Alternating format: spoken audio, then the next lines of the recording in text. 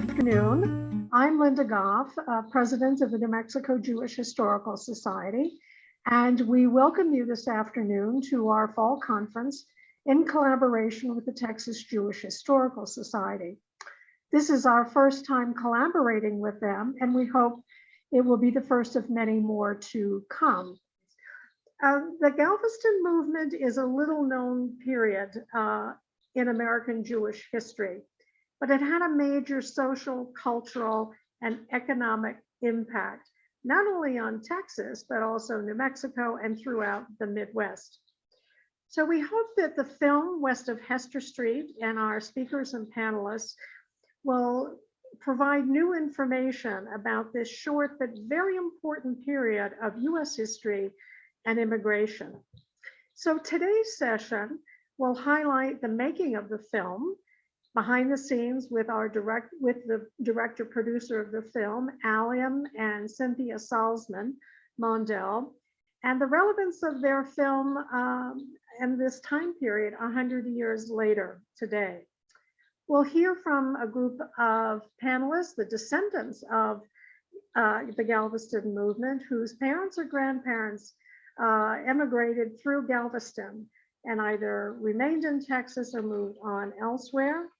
And then rounding out our speakers this afternoon will be a session on the Klein family from Las Cruces, New Mexico, who were leaders of the business, social, and civic community for many, many years. Just as a quick reminder, we are doing something new and different this year. At the end of today's program and Sunday, there will be a breakout session that will allow those of you who wish to come back on and join us with our speakers and panelists to talk a bit more informally about the sessions and comments and what we've learned today. Let me just shout out to some very important people who helped make this happen. Certainly to our Texas colleagues, Susan Zach Lewis, who is the immediate past president and started the conversation with us, Sheldon Lippman, the current president, Sally Dreher, and Vicki Vogel. On the New Mexico part of the planning group, Bette Evans, Harvey Buckhalter, Jeff Brown, and Joy Rosenberg. And a double, triple thanks to Ron Duncan Hart, our tech guru, who is a fellow board member of the New Mexico Jewish Historical Society and director of the Santa Fe Distinguished Lecture Series, and our other tech person, Marcia Torben, who is director of the Santa Fe Jewish Film Festival. We owe both of you a great debt of gratitude. And to the members of the New Mexico Jewish Historical Society for your donations to help make this possible, and to those of you who have participated in our endowment fund. So we thank you very much, and let me turn it over to my partner in crime, Sheldon Lippman. It has been an extremely satisfying experience over the past months working with Linda and members of the New Mexico Jewish Historical Society. Those of us from Texas and from New Mexico share much more than a border between our states. I'm proud to say that I, along with other Texans, am a member of the New Mexico Jewish Society. I encourage Texas members to consider becoming members of the New Mexico Society. Linda Goff, my cohort in New Mexico, is a member of the Texas Jewish Historical Society. I invite other New Mexico members to join our Texas Society. We have so much to learn from conferences such as this one, as well as other shared information and opportunities to better know our neighbors. I thank you all for Zooming in today for this conference, and it's my pleasure to introduce the first session of today's webinar. Hopefully you've had an opportunity to watch West of Hester Street on the special view filming, the film viewing platform. You still have through Monday to view the film. This docudrama interweaves the Galveston movement with a warm personal story of one immigrant and his family. In a broader sense, it is about Jewish immigrants settling in America's heartland in the early 1900s. Like many of you, I see my ancestors depicted in this film. My maternal grandparents, pictured here at their wedding in Lithuania, immigrated to America through Galveston. My grandfather, Herschel Yassel Luria, boarded a ship in Breslau in Bremen, Germany, and disembarked in Galveston on May 2nd, 1912. He changed his name to Joe Harry Lewis. My grandmother, Leah Melamed Luria, arrived in Galveston on the ship Cockerell on July 7th, 1913, about 1 year after her husband, Joe. She changed her name to Lena Heyman Lewis. Joe and Lena's American dream began in a home above their kosher meat shop, kosher meat market on Hamilton Street in Houston, Texas. My family's immigrant story developed as Joe and Lena raised their 6 American-born children. The story grew with 14 grandchildren and continues with an ever-growing family tree of great, grand, and great-great-grandchildren, or what my grandmother, Lena, would have called her dividends. So we should all thank the filmmakers of west of Hester Street for telling our stories. It is my pleasure to introduce these filmmakers who will talk about their experience in producing west of Hester Street and further explain the context for the period from 1907 to 1914 that has become known as the Galveston Movement.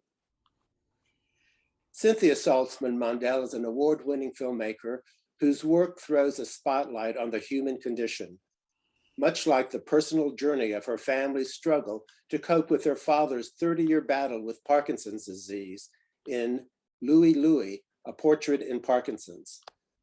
Cynthia's most recent film, In Her Shoes, steps behind prison walls and tells the story of incarcerated women in a prison art class who draw pictures of their shoes worn in the past as a way to imagine a brighter future.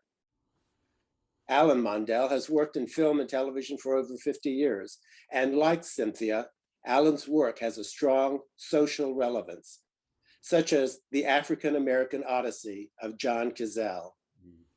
This film recounts the life of a slave brought from Africa to Charleston, who returns to Africa after the Civil War to fight slavery and the slave trade. As a filmmaking team, Cynthia and Alan have a long list of films with diverse subject matter. These range from the rise of anti-Semitism in Europe in The Monster Among Us, the life, death, and legacy of President John F. Kennedy on view daily at the 6th floor museum at Dealey Plaza in Dallas, depression and suicide among young people and a reason to live, and a social history of the Great State Fair of Texas in A Fair to Remember. And I want to add that both Cynthia and Alan are charter members of the Texas Jewish Historical Society, having attended its first gathering in 1980.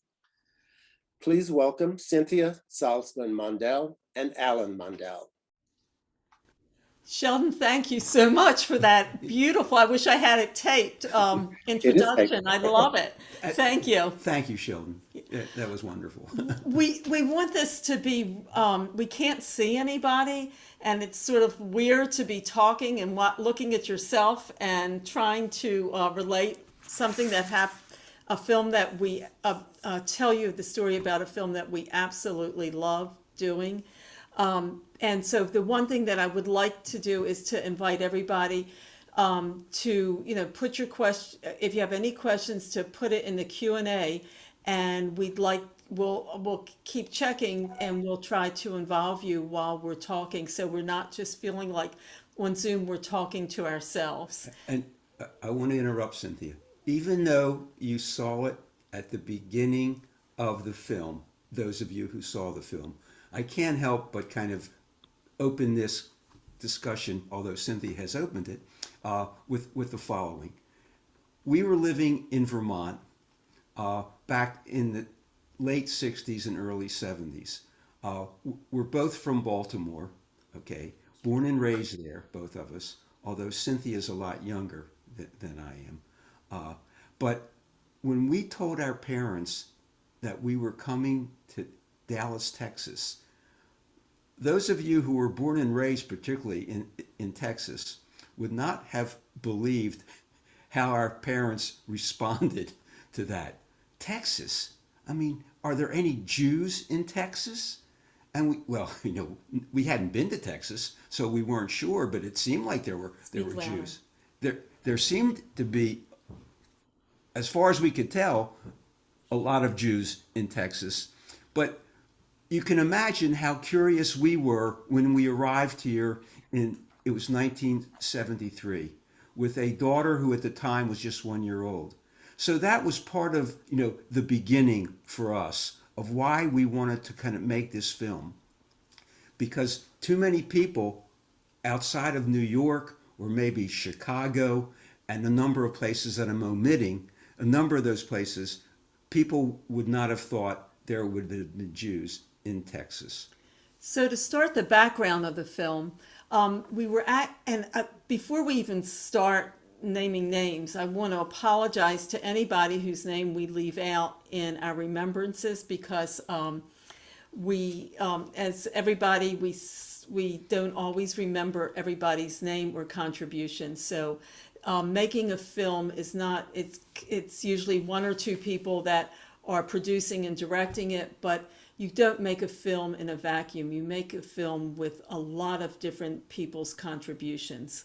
So we were working on another film called Who Remembers Mama, and a Texas Jewish Historical Society person, this was before the Texas Jewish Historical Society began, but a woman by the name of Ruth Weingarten, who has since passed away, but she was an active member at the Texas Jewish Historical Society. She was actually a consultant on a film that we were doing about women and divorce called Who Remembers Mama. It was about displaced homemakers. And we were at Ginger and Ginger Jacobs' house, and it was at a party. It was her wedding anniversary, hers and Mike's wedding anniversary party, and we were starting the film with their wedding anniversary to show a happy marriage. And we were sort of had a break. The cameras were being set up, and we started asking Ruth about the history of Jews coming to Texas. And she mentioned the Galveston Movement, and it sort of planted a seed in Alan and me to go start researching that, but we were working on other films. But she was the one who planted the seed. Okay, so Cynthia is going to tell you a little more specifically, but I'm going to jump ahead a little bit. I mean, here we were doing a lot of research to find out about this. And it was interesting, back in, that period, the 80s, I mean, there was very, very little, late 70s, early 80s, about how Jews came here, some Jews.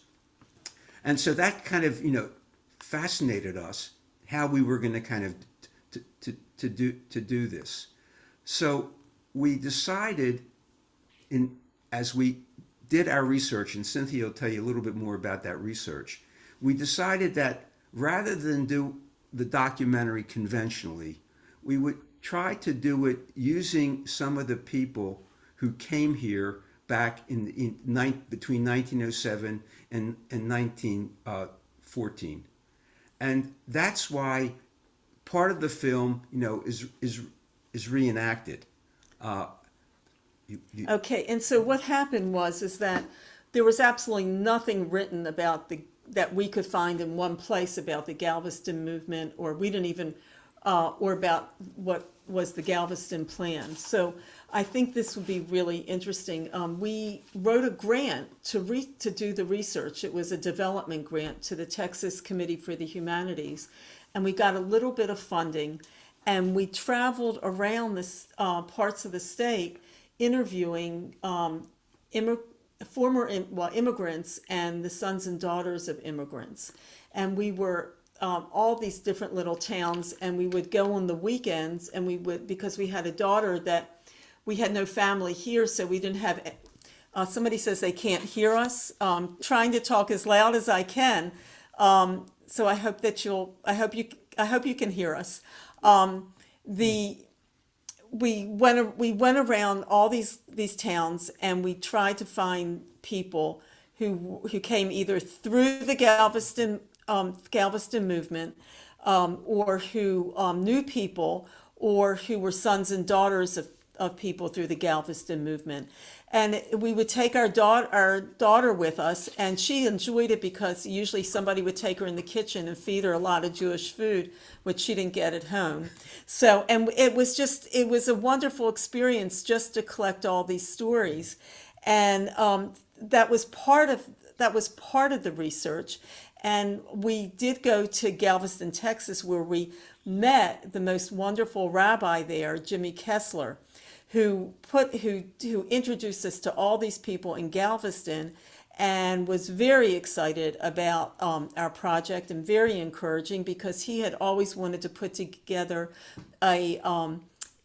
what became the Texas Jewish Historical Society, so that the Jewish if somebody says, "Is my speaker are the speakers muted?" I'm not muted, so I hope you can hear me. I keep getting these little pop-ups.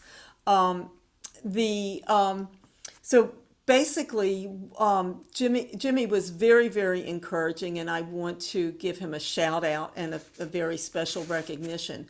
Another way that, besides going around and interviewing all these different people, we also went to a lot of different libraries, and we went to the Rosenberg Library, and there we found newspapers and that talked about the Jewish immigration, and some of those articles were a bit damning and uncomfortable, because what they had in there, and the way we read it, was that this movement, that Jews were trying to bring in prostitutes, and they were afraid that there was a lot of people that were going to be coming through this movement.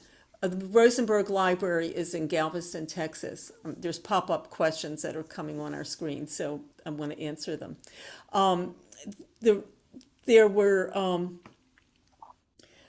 We thought that this was a plan for prostitution, and also for bringing in cheap labor. And that was sort of the editorial of one of the papers, which we found out was when a lot more research that it wasn't true. But we thought we had found out something that nobody knew about, and that was a chapter in history that was like that was, pretty damning, but it turned out that wasn't what it was about at all. Some of the other libraries that we went to do research were the Houston Public Library, were the Houston Public Library, and the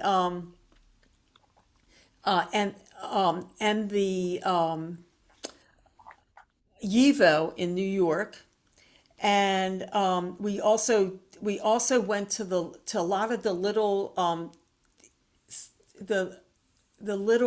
historical associations in different small towns.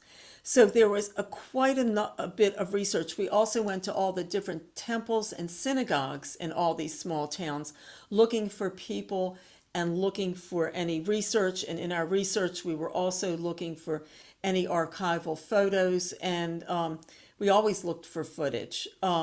We eventually hired somebody to help us, a woman who was studying history at SMU. Some of you in Dallas might know her, Carol Cohen, who did a wonderful job in helping us pull in footage.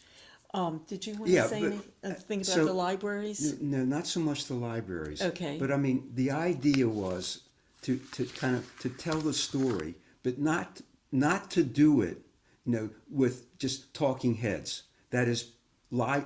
You wanted to say something, Cynthia? Okay. Yeah. Not to do it with kind of speakers who would tell you, we thought what was really going to be important here is to kind of try to tell the story with actors.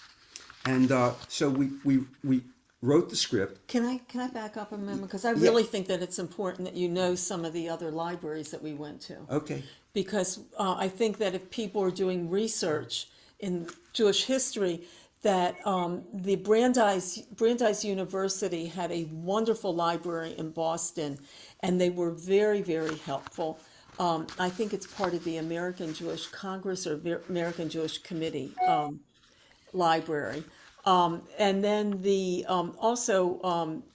I had mentioned YIVO in New York, and we also went to the New York Public Library as well. So and then we went to the National Archives, and we also went to the Galveston Port Authority looking for papers and to try to piece together the story. We went through in Texas the Barker collection, and somebody had mentioned that I think it was either Sandra Freed or Philip Goldstone that their mother knew Rabbi Cohen. So a shout out to you both. And we went through Rabbi Cohen's papers, and that was a real trip because it was before anything was typed up, and Rabbi Cohen had the worst handwriting that I had ever seen. His worst handwriting than I do, and I can't always read my handwriting. So but he had wonderful, wonderful stories. And so that was part of the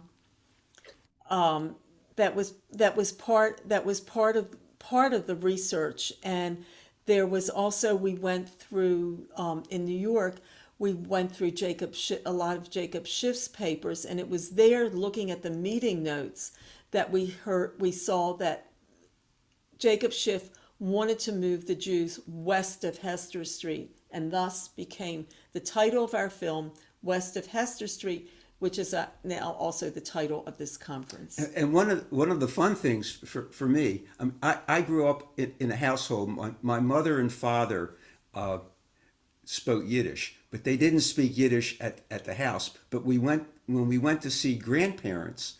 Can people see me? Yeah, they can see you. When we went to see grandparents, the grandparents spoke Yiddish. So I grew up with a little bit of Yiddish, and it was delightful to be able to use that, in the film, because the men who spoke the Yiddish, really knew what they were talking about. So we tried to bring a lot of reality, to that, and we debated, do we just use talking heads? We decided, no, let's tell a story. And so Corsicana became the place in Texas that they went to. And we had talked to people in Corsicana, so it wasn't like we were, they were doing something that was kind of unusual. I'm wondering if we might now take some questions, if there are any questions. I know, we have a little bit longer time. We've got a lot to talk about. It's just that it's really weird talking and just looking at yourselves. Cynthia, this is Sheldon. Can you hear me? Yes. Yeah. Okay. Somebody asked if you had checked the Jacob Marcus archives in Cincinnati at the Hebrew Union College, because that's where Liz Levine first learned about the Galveston movement, which was called the Galveston Project. Right, Liz, we did, and we did that through phone calls and through letters, and we did get information from that library. We didn't have the funding. We had such little funding to do some of the stuff we did.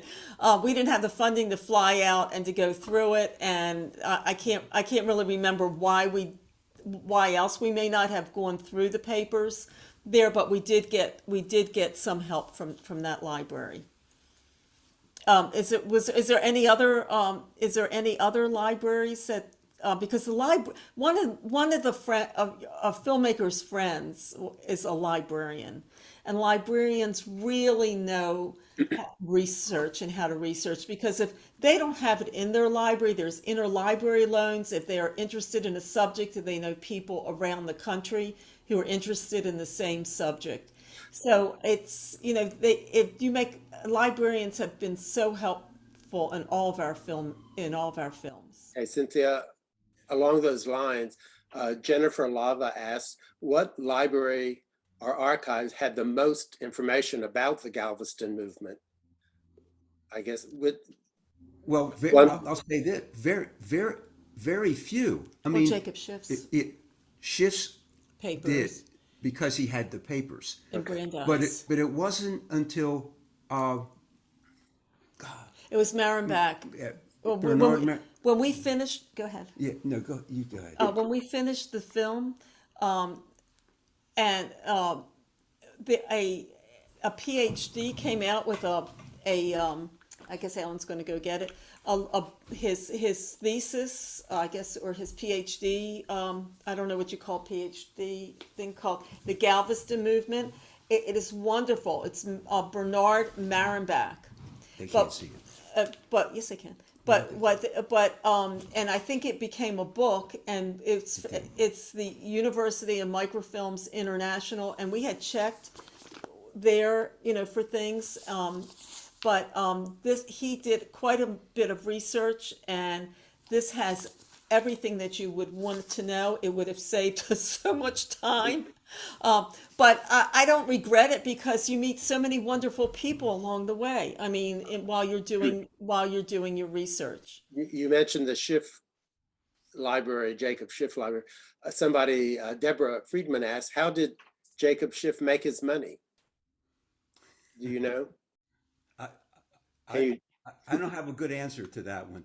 Okay. So, but if someone does, please let us know. I mean, if you can. Here's where is Hester Street? I can tell you one thing: it wasn't peddling. Okay. Was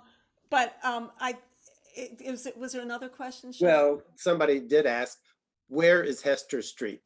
I guess, I mean, in New York. Can you describe where it is in New York? It's on the Lower East Side. Well, Alan, you should describe, because you love to eat there. Yeah, but I can't offer anything more than it was on the Lower East Side of New York, and it was. I mean, some of the photos that we had in the film showed you life, on excuse me, on Hester Street, and I tell you, I can't help but say hello to Jen, Hart, and Charles. That's nice to see you. Okay.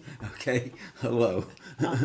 Hester Street was where a lot of, and in that area, that Lower East Side, is where a lot of Jews congregated and they lived. And they would live like, if you think about, what in a family in one room, where they might have had several families in one room with curtains. And it was very, very, a lot of people were very, very poor. There was a lot of sickness, in that area. A lot of the German Jews were very embarrassed by the Russian Jews coming in. And so that was part of it. They wanted to help them, but they also wanted to get them away from them. And they felt like that this Galveston movement really was a way to bring in Jews through Galveston, but that they would disperse west of the Mississippi. So and I think that there's going to be there's going to be a talk tomorrow that where there's going to be talk about where the Jews did disperse to. And if you can think about the Galveston plan, it was really like it was like Jewish federations in every little town that was settling these Jews. It was a precursor to Jewish Federation. So they were actually, they were settling Jews like in Omaha and I guess, in in New Mexico, and all these little towns. If there were two Jews in a town, they might have asked them to take in an immigrant.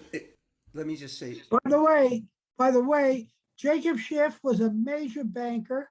He was connected with the big firm Kuhn Loeb and Company on Wall Street. They were investment bankers. So Schiff was a major figure in American finance. thank you. Thank you for that. Appreciate it. We'll say this.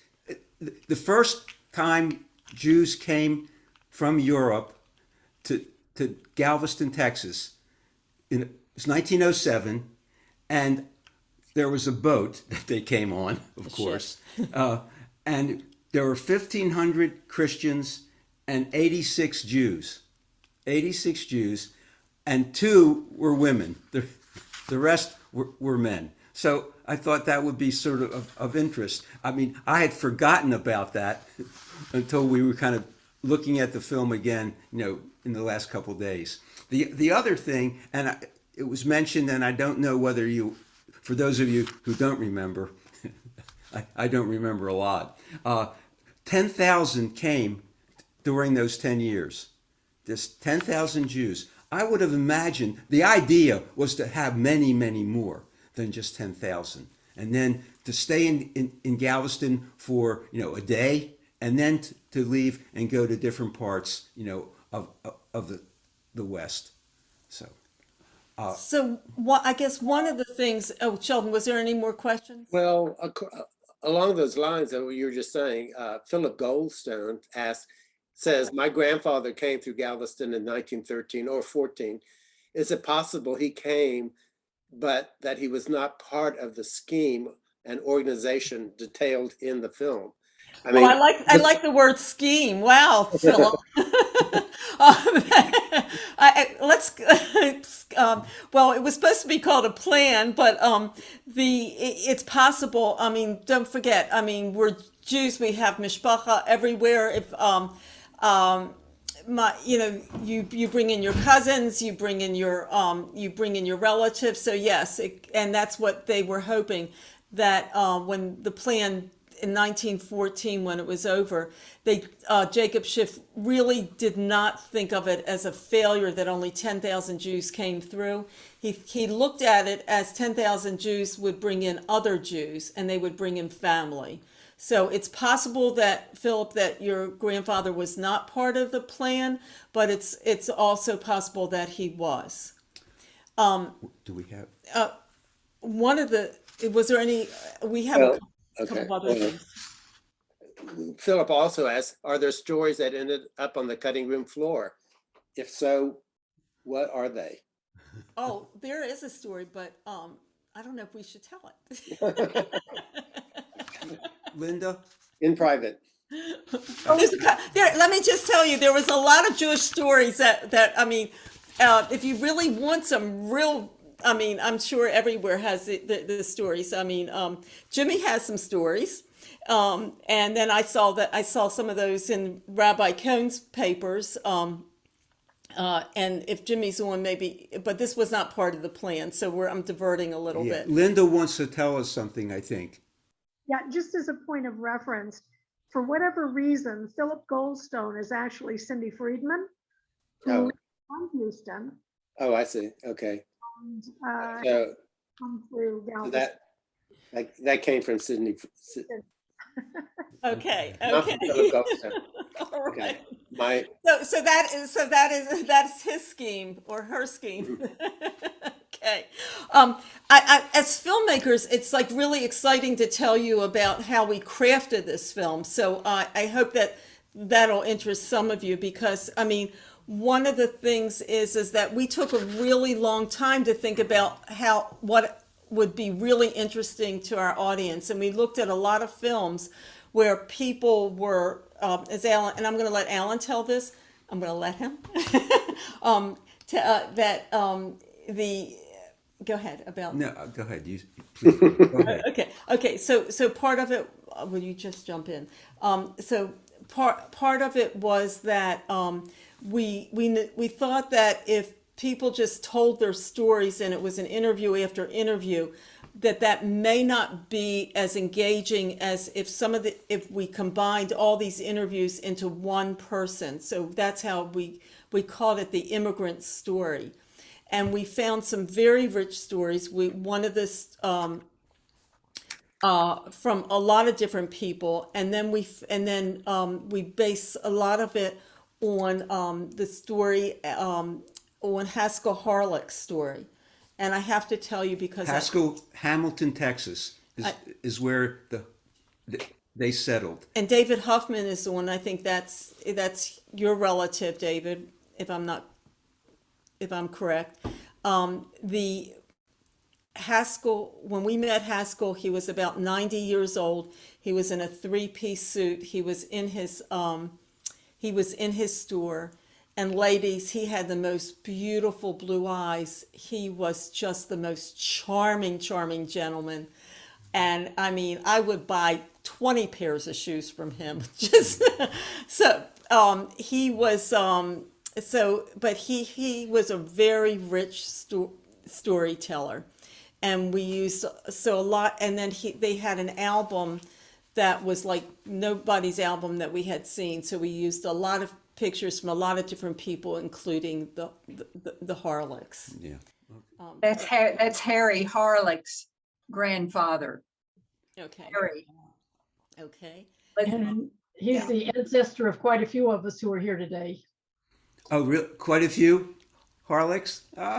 Okay. Well, I can tell you, very lucky to have had him as your grandfather or your relative. He was really, really special. And so it was a lovely experience for us. Do you want to talk about how we crafted it, the personal story? Yeah. As Cynthia said earlier, what we decided we wanted to do was take one family. Rather than do a lot of families, we would focus on one family and have that family begin in Russia. Why did they come? And you would have seen that in the film.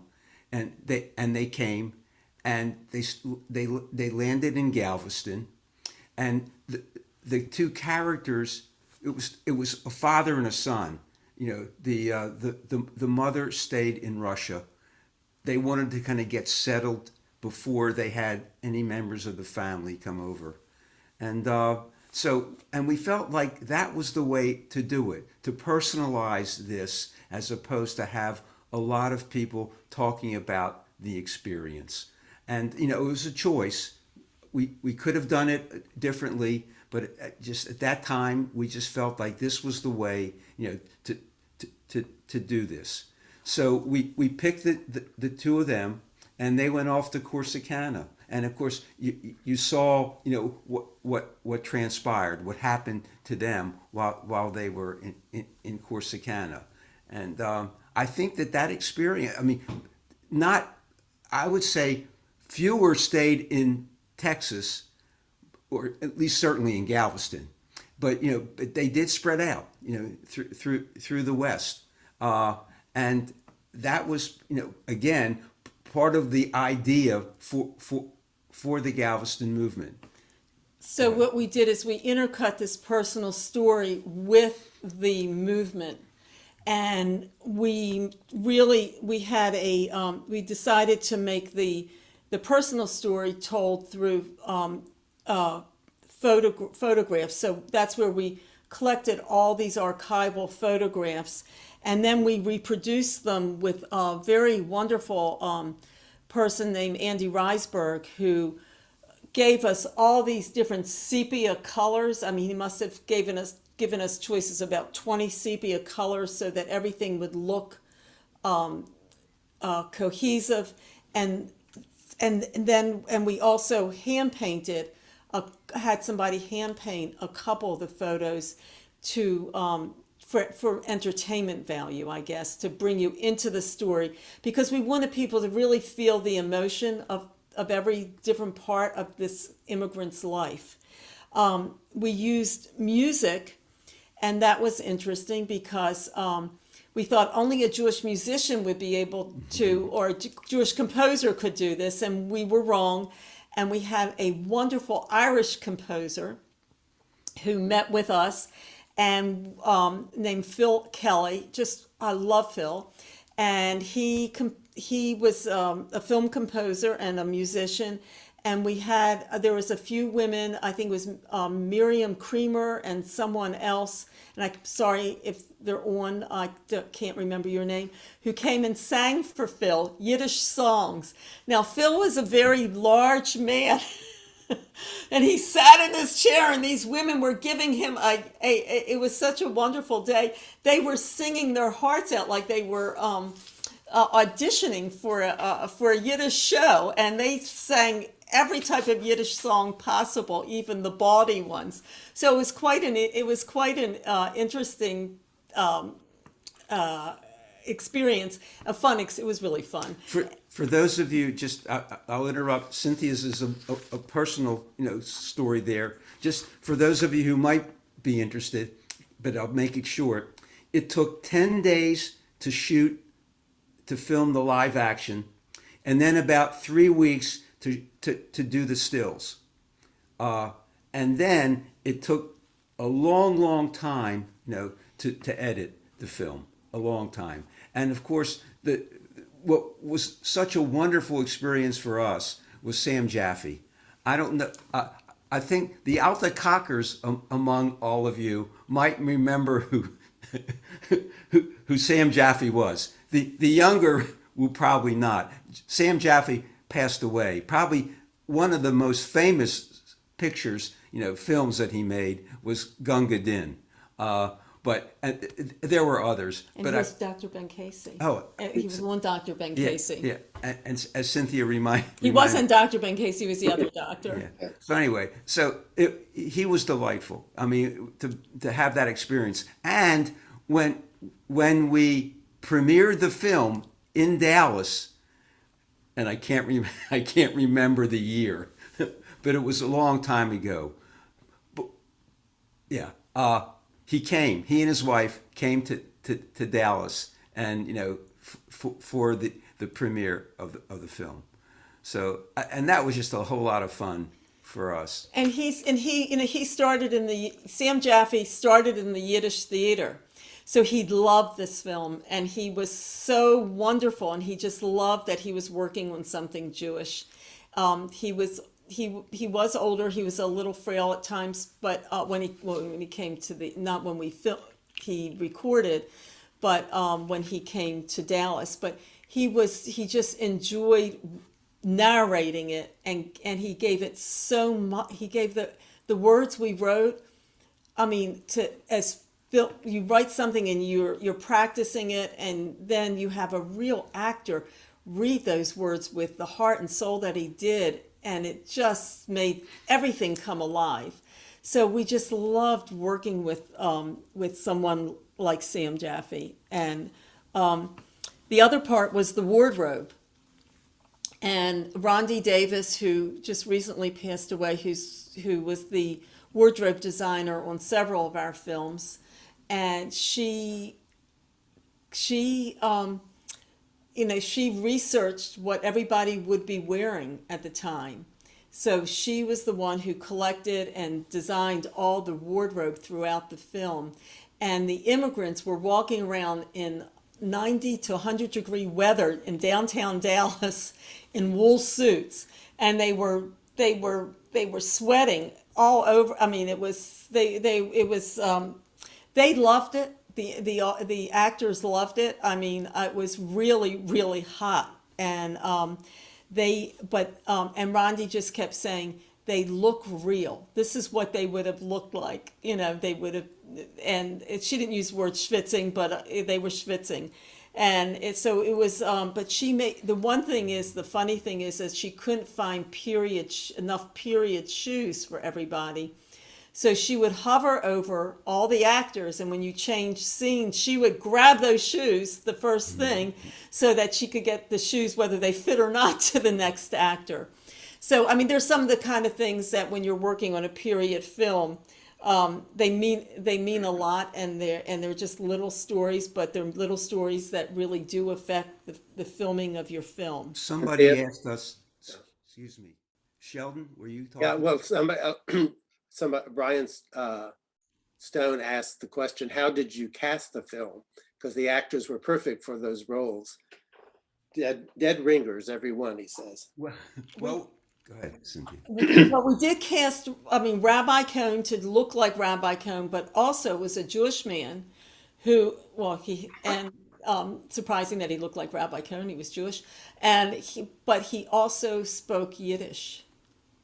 So that was there, and we did have pictures of the people, and we tried to match up, but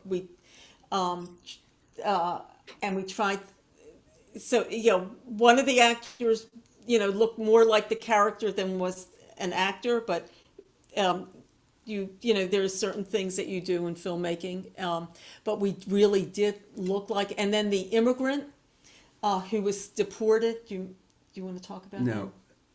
Well, we did cast this. I mean, we saw a lot of actors. I mean, so it wasn't just we picked somebody. I mean, they came to a session where we saw them and had them say a little bit. Go ahead, Cynthia. Do you remember? I don't know if you remember this, but we had Shirley Abramson was our casting agent, and she put out what people wanted, and the talent agent sent. We sent people. We walk in there. There's Asian women, men. There's Hispanic people, and we say, "What is this?" The talent agents put out ethnic. So we wanted every actor them to feel, but when they came, they said, "We don't think we fit into this part." We said, no, but we were trying to be kind, because it's hard being an actor and actress, and then your agent's sending you out. You're taking off from work, and they're sending you to the wrong casting, but we had to have a second casting session because the talent agents just didn't get Jewish, they just put ethnic, and so we had every ethnicity in that first casting session, which was, we can laugh about it now. So I will say something too about Inspector Hampton. If for those of you who might not remember, he was the inspector who was very unfriendly, and he was the one who made that the one Jewish guy go back, and not come in. But he was real. I mean, we weren't making him up. I mean, there really was a problem with him. So we really tried when we used actors to make sure that they represented reality back then. the immigrant that was deported, the roof. What do we make him? Was it roof? He was a roofer. Yeah. And shingles. He said shingles are and so he actually spoke perfect Yiddish, and we thought he was Jewish and he was a Jew for Jesus. So, but he spoke perfect Yiddish, and he was wonderful. He was a wonderful guy. Any other questions? I mean, I feel like someone came, asked us to kind of to answer someone, but we don't see. Well, this is a question going back to Jacob Schiff. Heather McClure asked, did Jacob Schiff's political connections going all the way up to President Taft make any difference in the latter years of the Galveston movement? I know the movie touched a little bit on that. No. I mean, it's just it's interesting, and I haven't been on any sessions, but I've heard I think it's Deborah Polsky from the Dallas Jewish Historical Society has used west of Hester Street to teach about immigration today. So think about some of the problems that we're having today and the attitudes. I mean, this is not new. It's just different ethnicities that the attitudes are, directed to. But he tried to save that movement, and Jacob Schiff was a businessman. He put his money into something, and he wanted it to succeed. So, and then it was World War One started. So that was another thing that happened that ended the movement. Roberta Colton, and I didn't see the full question. If I'm not mistaken, Roberta Colton, does the Galveston movement include New Orleans? As far as we remember, Cynthia might, they didn't go east of here. They really kind of went either north or west. So as far as I know, unless some of you out there might have relatives who came in to the Port of Galveston back then, I don't remember any stories about those who came in and went to Galveston. And went to New Orleans. New Orleans was one of those ports that was being considered, and the concern was that Jews would arrive and want to stay in New Orleans, and they figured that if they went to Galveston, they wouldn't want to stay. No offense to those of you who lived in Galveston. I see Charles is raising his hand.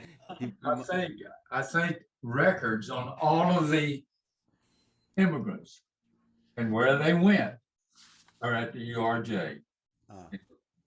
I hope So they kept that information up there. Yeah, so I think Brian is going to be touching on that tomorrow. I don't know about touching on it, but I think that's what his speech is about. His presentation is about. But they did look at what the other was. Rabbi Cohen was a really, really big factor in why they went to Galveston, why they chose Galveston, Texas. And they thought New Orleans port, going through New Orleans, was just a bit too decadent, and they had some other things to say about New Orleans in their meeting notes. The meeting notes were pretty tough. They just laid it all out. So and it was like a recording almost of the meeting. I'm sure there were some things that were left out, but that's, that would have been, part of it. Another thing is that some of the extras, which were interesting, almost all the extras that were Jewish that we used, and we have there was a couple people who were really, like David Bell, who was extremely helpful in the film. From David Bell from Houston. He is he's one of our featured extras. He's got a nice little close up.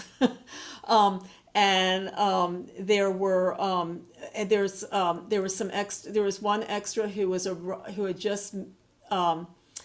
Russian Jewish immigrant. So he spoke Russian and Yiddish better than he spoke English. Adorable young man. I don't know what ever happened to him, but he wanted to be an actor.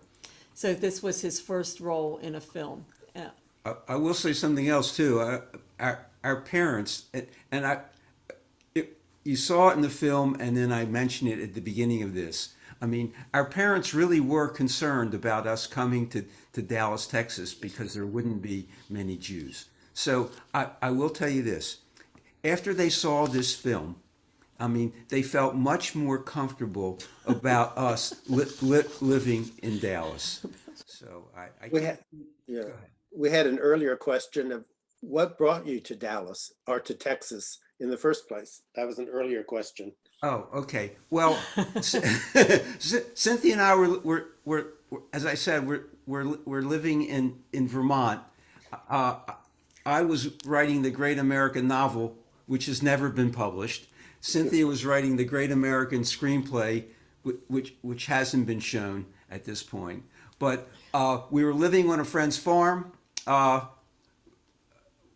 He didn't charge us anything, but we were running out of money, even though, he wasn't charging us, but there's still things we had to pay for. So we both applied around the country for jobs, and KERA in Dallas responded to me, and so we came here with our then 1-year-old daughter, so that I could work at KERA.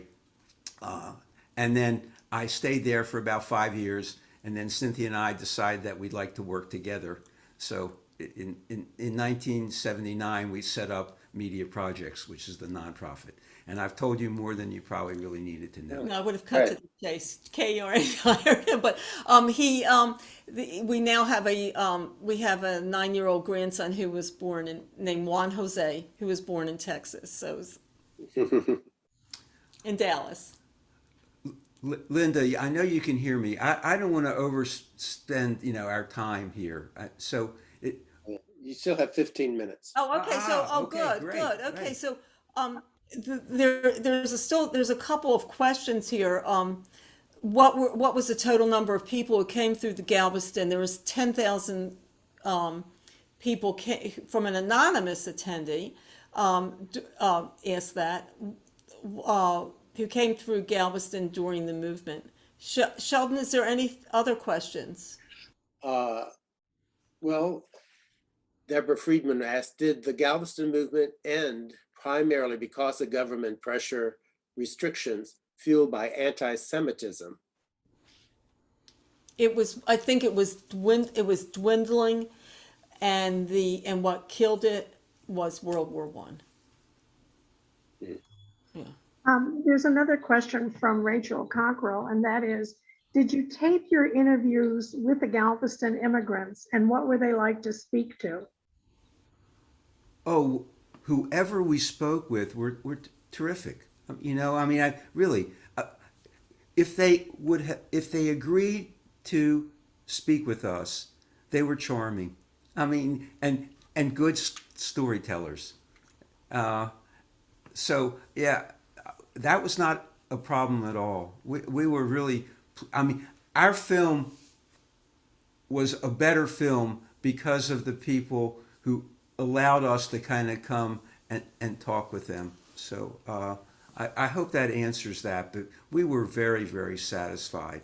It was almost like, we've done a lot of different films about different subjects, but we've always felt at home in a Jewish person's house. They would bring you in like they were your relative. And so it was a really special time, and we didn't have any family here. So it was the only problem we had was that our car just always seemed to break down at 12:30 after all the gas stations closed in small towns On Saturdays. So, but other than that, we had very good experience. It was hard to find people who directly came from who in the Galveston movement. Some people didn't really know if they did; they just knew that they immigrated. So, if that helps.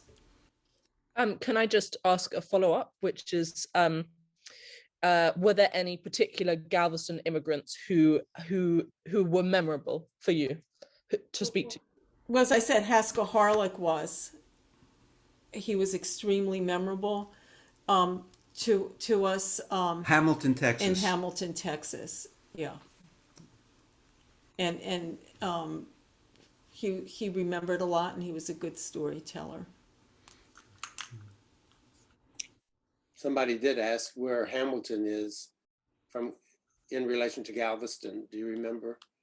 Far. Yeah, pretty far away. A lot. I hope everybody's seen the film, but mostly, after they get off they're fed and they're given their, vetted. They're put on trains to go other places, in the hinterland, so to speak, and where another Jewish group was waiting for them to resettle the immigrants and to give them jobs.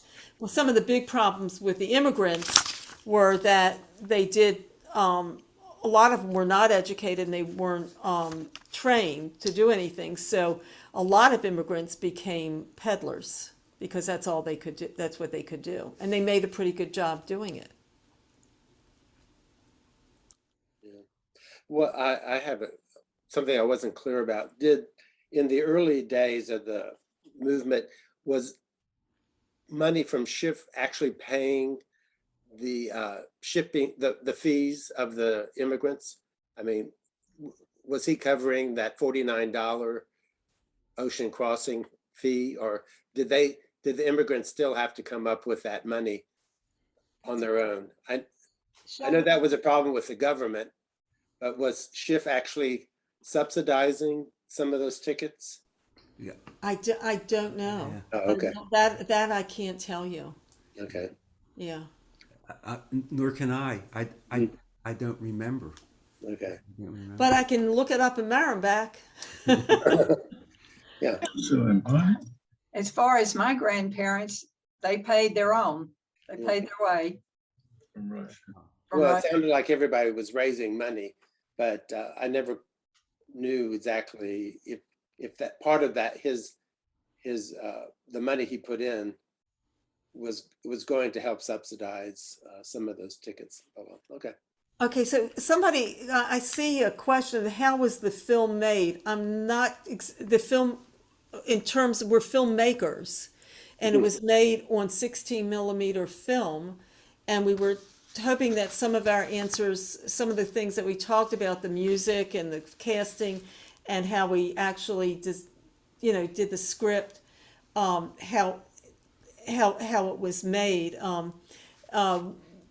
But I'm not exactly, is that how it was funded? Because it was funded by the Texas Committee for the Humanities with a matching grant.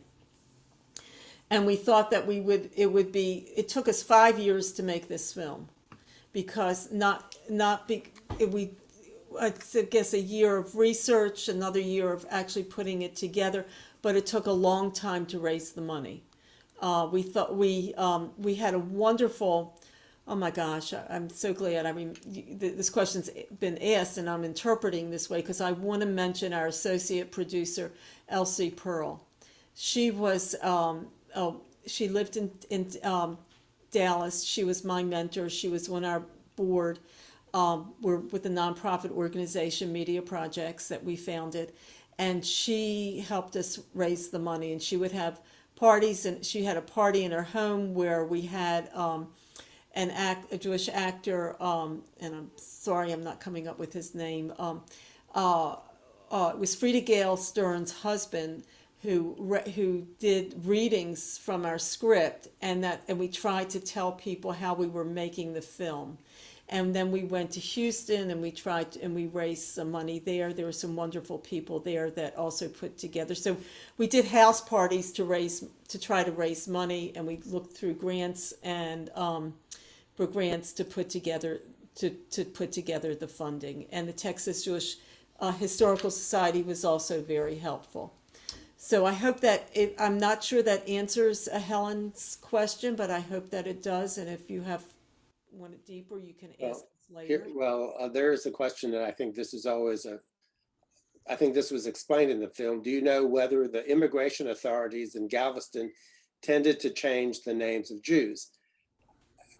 Yeah, probably. I mean, they didn't understand. Part of it was they didn't understand what they were saying, so they would write something down. I mean, I'm sure. I mean, they did it in New York, so I don't see why they wouldn't have done it in Galveston, but I don't know. That's a detail that we didn't really. No, I do not have an answer. Yeah.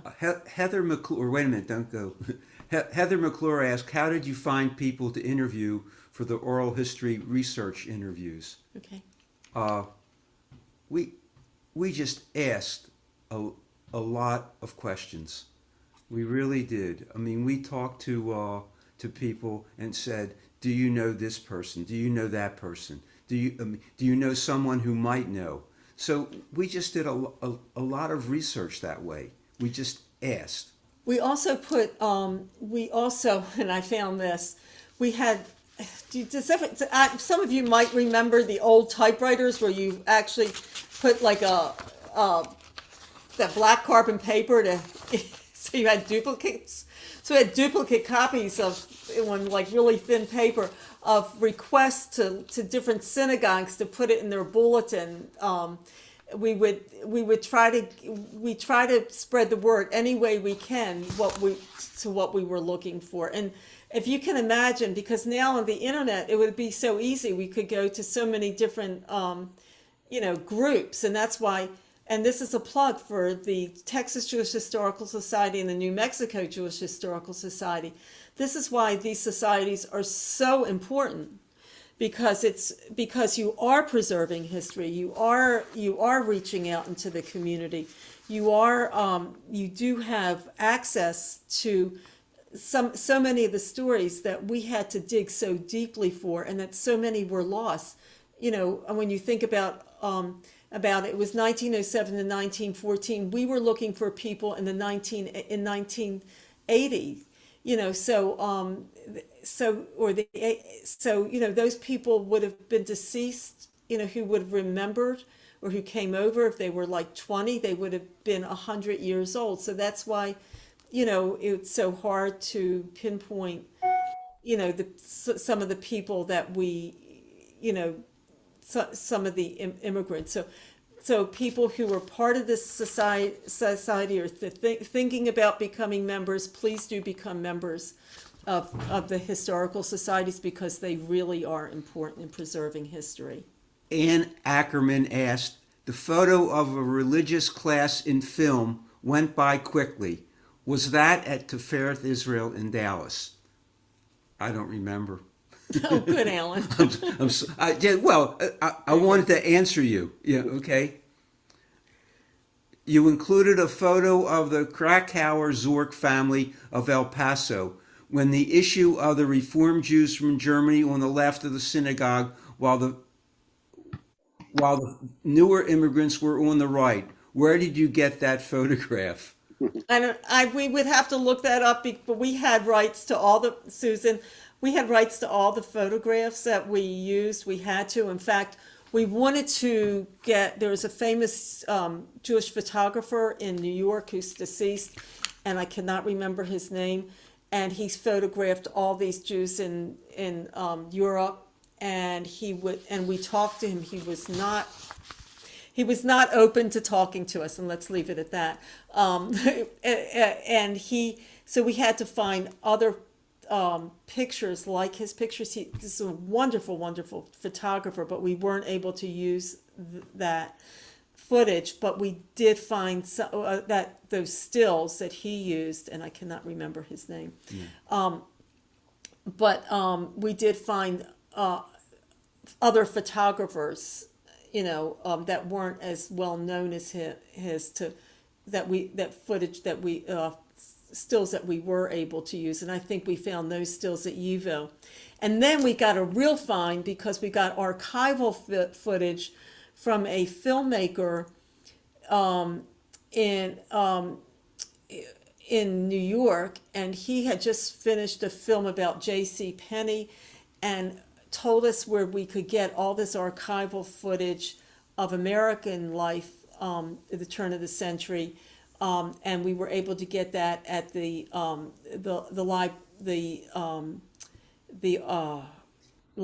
archives. Yeah. The United States Archives, the National Archives, National Archives. Yeah. So you can see and also the other thing is that we had a running joke that we had to go into people's attics and basements. Well, there aren't a lot of basements in Texas, but there are a lot of attics. So we asked people to look in their attics for all these different photos. And I remember Babe, I can't remember his last name, from Galveston, this famous politician. Babe Schwartz. Babe Schwartz. Babe Schwartz. And he went into his attic and brought down all these pictures for us. So we really did have a lot of help. As I said, or we said, that you don't make a film with one or two people, you make it with a whole community of people, whether it be the people who are giving you the content or the people who are working with you on the technical, the music, the editing, the photography. John Davis did a beautiful job on the editing with us, and the University of North Carolina and and in Atlanta have programs about Southern Jews. That's from Batya Gilbert Koplow. Give me that. I might just remind people that everybody might want to look at the chat line, because the audience is putting in a lot of responses, not necessarily questions, but they are reacting to your discussion. So there's just a lot of, they're putting in their own knowledge of the movement. So Is there any way to save the chat, Sheldon? I don't know. Well, Ron, is there a way to save the chat? Linda? Yes, there is. And Sheldon, we need to wrap this up. Yeah, I think it's. I will wrap this up. If you can see, this was hand done. This is one of our props that we found while we were looking for things to bring, and this is the Olive Bay's Gimel. This was the eye chart in Galveston, and it was hand done by our art director, and he and so I just wanted to share this with you. So if you can read this, then you're doing good. Well, thank you very much, Cynthia and Alan. Again, for those of you who are with us today, there will be, at the end of the program, a half-hour breakout session, and Alan and Cynthia and our other speakers will be available for a half-hour time period where we can continue some of the comments and the questions from each of our sessions. So we thank you. We're going to take a very quick break, and Ron's going to do our screen roll, and then we'll get going with our next session. So, Linda, what time will that be? What you just said? Mountain Time, 4:30 or 5:30 your time. Okay. Yeah. All right. And I just want to put in a plug. If anybody wants to know of any of our films or anything, we're at mediaprojects.org. And I do hope that everybody is able to view the film. West of Hester Street. So we'll Okay. take a quick break and Thank then you. in about 5 minutes. Thank you. Yeah, thank you.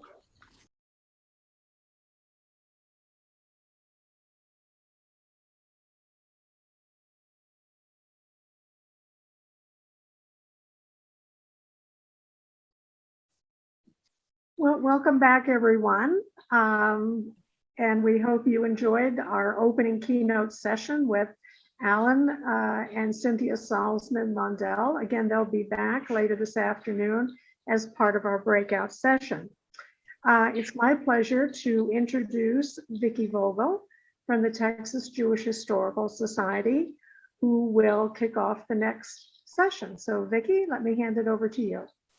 Thank you, Linda. Welcome to the panel discussion, Descendants of the Galveston Immigrants. We have a wonderful panel assembled for you, 5 panelists with a connection to the Galveston Movement. At the conclusion, we should have time for a few questions. At the bottom of your screen, click on Q&A and put your question there, and make your comments using the chat function. Bette Evans is our chair for this panel. Bette, Professor Emeritus of Political Science at Creighton University, was born in Stephenville, Texas. Numerous relatives came to Texas through the Galveston Movement. Jan Siegel Hart is an author with a one-woman show based on her grandmother's life in Russia and America. She's a longtime board member of TJHS. Native Wacoan Harry Harelik is a CPA who currently provides nonprofit accounting services to area organizations.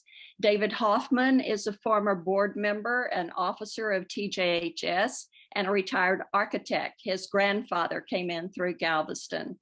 Rachel Cockerell was born and reared in London, England. She's currently writing a book about the Galveston movement, which her great-grandfather worked for in Russia.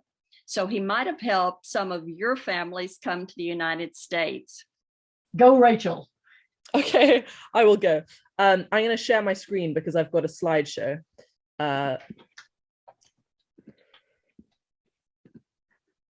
So as Vicky said, my great-grandfather worked for the Galveston Movement. And I'm just going to introduce you a bit to him and also to some of the other sort of major characters in the Galveston Movement, which you will have met for the first time in west of Hester Street. But for my story begins in a slightly tangential way. 2 years ago, I decided I wanted to write a family memoir, and it was not because of my great-grandfather. It was because of my grandmother, who is on the right of this picture, and her sister on the left. This picture was taken just before they left Russia for England in 1913, and they arrived in England speaking no English as a 6-year-old and an 8-year-old. My grandmother was the 8-year-old, and apparently they would run up to other children in the playground and, you know, try to play with them, and these other children would be horrified by their strange accents and, you know, speaking in tongues, and would run away from them. So these two sisters took very different approaches to their new life as English girls. My grandmother, Fanny Jockelman, used the surname Jocelyn instead of Jockelman, and she actually, this is them as young women. She married a nice English gentleman called Hugh Cockerell, hence my surname Cockerell, not Jockelman. And she just sort of, by all accounts, all my relatives who knew her said that she tried to be more English than the English. So she hosted English country dances in her garden. She would apparently cook the most disgusting English food. And, you know, good English food is not particularly good. You know, she would make overcooked roast beef and potatoes and bread sauce and tongue and all that. And she just, she tried to just shake off her Jewishness, her Russianness, her foreignness, and become the perfect English woman. Her sister Sonia, on the other hand, kept her Russian accent despite being 2 years younger when she arrived in England.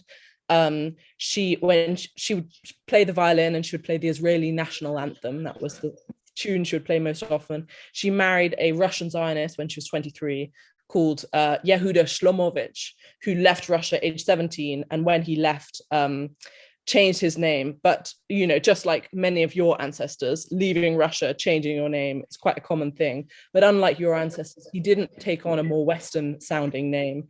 Instead, he chose the name Lova Benari, and Benari in Hebrew means son of a lion. And Lev, apparently you will know better than I, is also a Hebrew word for lion, or lion cub, or son of a lion. So that gives you the type of, an impression of the type of person he was. Anyway, Sonia and Lova moved to Israel quite predictably with their children in 1951. So I thought this was the plot of my story, or my family story. These two sisters whose, you know, there was a fork in the road, and their lives, having been closely intertwined, went in totally different directions. And my grandmother, Fanny, her descendants are all people like me and my siblings and cousins and father, English accents, very much assimilated, marrying out all down the generations. Whereas her sister Sonia's descendants live in Israel and, you know, sing songs in Hebrew and have the candles and the donuts and everything. I thought I'd better just have a sentence at the beginning of the book about why this family moved to England from Russia in 1913. So I asked my 80-year-old Israeli cousin, and she said that their father was in stocks and shares, and that probably brought them to England. So being an assiduous researcher, I decided to Google him just to triple check. And to my surprise, I found there were lots of Google results, but to my slight annoyance, none of them mentioned stocks and shares. Instead, my great-grandfather's surname, Jockelman, was always in the same sentence as the word Galveston. This is my great-grandfather on the right. It was always, you know, one sentence with Jockelman, Galveston. And I kept on encountering this word, Galveston, Galveston, everywhere. And I thought, what or who is Galveston? Because unfortunately, they don't teach much Texan geography in English high schools. And I tried to ignore it for so long. Eventually, I relented and discovered that Galveston was not, in fact, a person, but an American city. And as we heard in the previous seminar, the destination for 10,000 Jews between 1907 and 1914. And my great-grandfather's job was in Russia, recruiting these Jews to who wanted to go to America and sending them to Galveston. And I'll talk a bit more about that. But the head of this whole organization, again, who you will have seen in the film, was Israel Zangwill, who was apparently the most famous Jew in the world at the beginning of the 20th century. He was a novelist, and he wrote novels about the East End in London, which was a Jewish ghetto, similar to the Lower East Side in New York. He left the Zionist movement in 1905 because he thought Palestine is going to remain unavailable for a long time. Let's look for a territory outside of Palestine where the Jews can congregate until Palestine becomes available. So he looked literally all across the world, Australia, Canada, Paraguay, Mexico, Mesopotamia, Angola, years and years of searching, contacting the prime ministers and presidents in all these places, asking for land, offering money to buy tracts of land, and being turned down by all of them. Every single one of these plots failed for different reasons. He was eventually approached by Jacob Schiff, who had a different problem on his mind, which was the overcrowding of Jews on the Lower East Side of New York, specifically Russian Jews. Schiff himself was a German Jew who had come to the US just after the Civil War, and was sort of well established there, and in the early 1900s was seeing this huge influx of Russian Jews who he considered quite different from himself. They spoke Yiddish, they wore these strange sort of ragged clothes and heavy boots. They were cooking all this Russian food. They had kosher restaurants with strange signage in this strange, script, boards outside. So, walking through the Lower East Side, you would have felt like you were in a foreign land. He looked upon these Russian Jews newly arrived in America as a threat to the status of Jews in America. He thought it would lead, this overcrowding would lead to a rise in anti-Semitism. So his solution, he first tried to take Jews out of New York and sort of plant them elsewhere in America. But that was difficult because once a Jew was in the Lower East Side with all their co-religionists and, kosher restaurants, synagogues, Yiddish theater, they were, for obvious reasons, reluctant to leave to a place which, which they had no concept of, Omaha, Nebraska, or wherever. So his plan B was for the Jews not to even be able to touch down on Ellis Island, and instead for the ships to, in the Atlantic, take a sharp left turn and go down the coast and dock at Galveston instead, where, as we heard in the last talk, they got off the ship, and that day, or at latest the next day, were dispersed across the American hinterland to different places which required someone with their skill set. So Schiff approached Zangwill and said, we can come up with something to please the two of us. So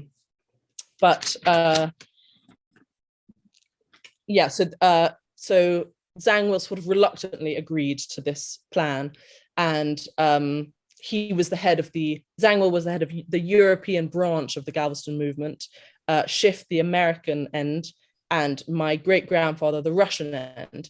So his job was to sort of toe the line of legality in terms of US immigration law, which said it's illegal to solicit immigration to the US, i.e. you can't tell someone, go to the US, it'll be wonderful.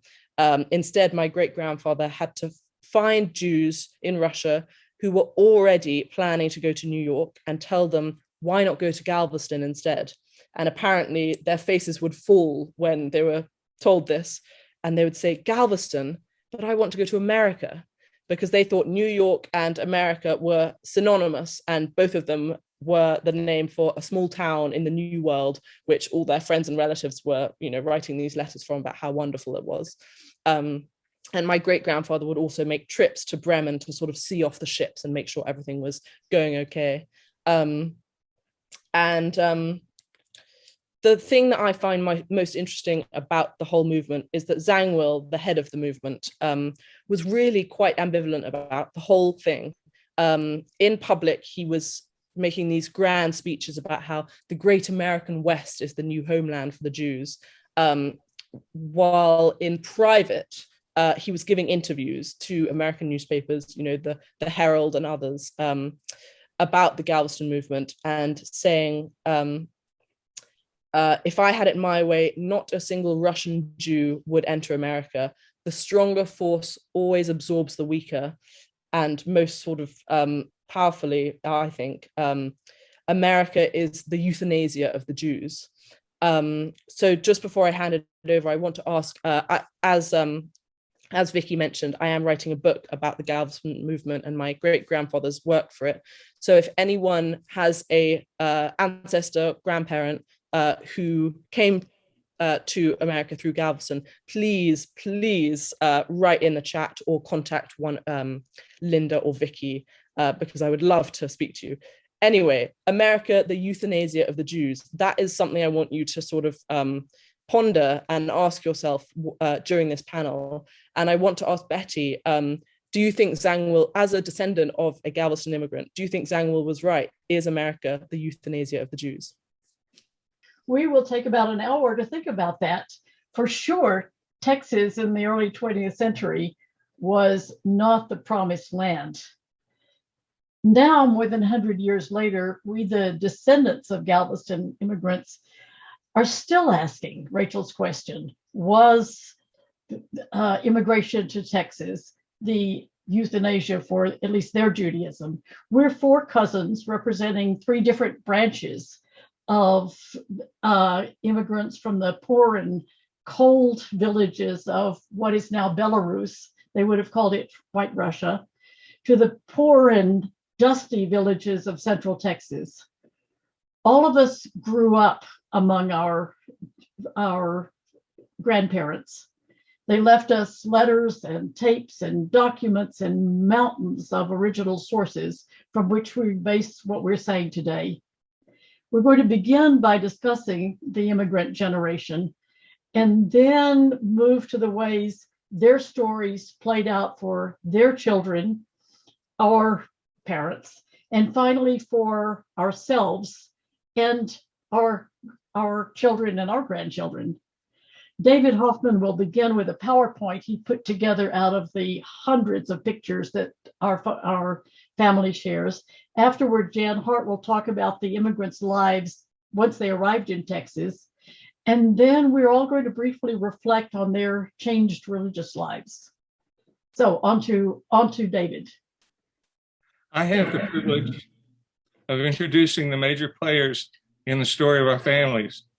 You may not remember the names of all the immigrants at the conclusion of our session, but I hope you will carry with you the recollection of this panel of their descendants and are reminded of the remarkable people from our past whose memory we honor today. For the most part, our discussion focuses on a group of related grandparents, parents, aunts, uncles, and cousins from the village of Parachi in Belarus. They were a tight-knit group and they supported each other spiritually, socially, as well as in business. The three families blossomed together in Texas. Let's take a look.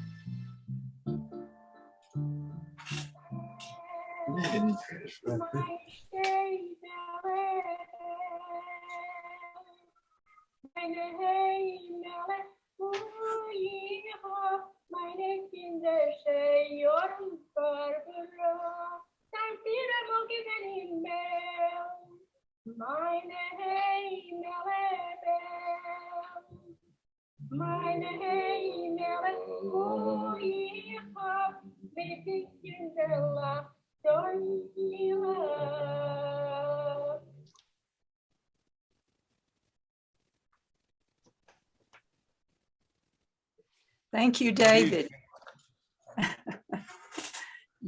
Thanks, David. Our immigrant forefathers wanted to become real Americans, and one of the ways they did this was to change their names after they arrived.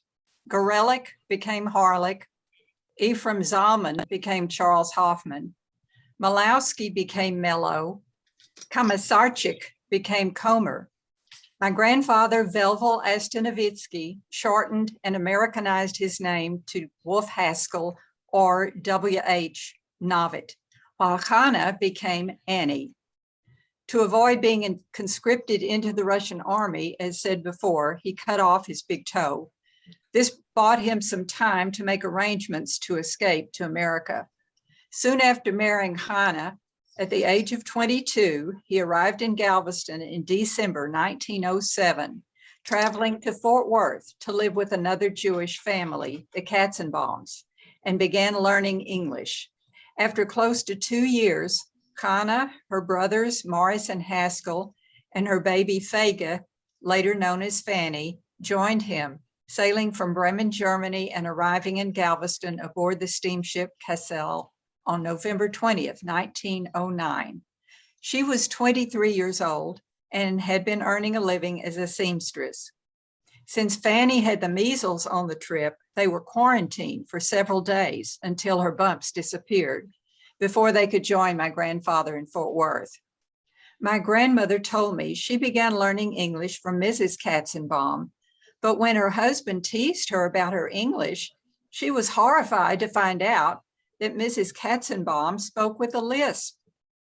She later learned English from her neighbors and retired teachers who came to her home to teach her.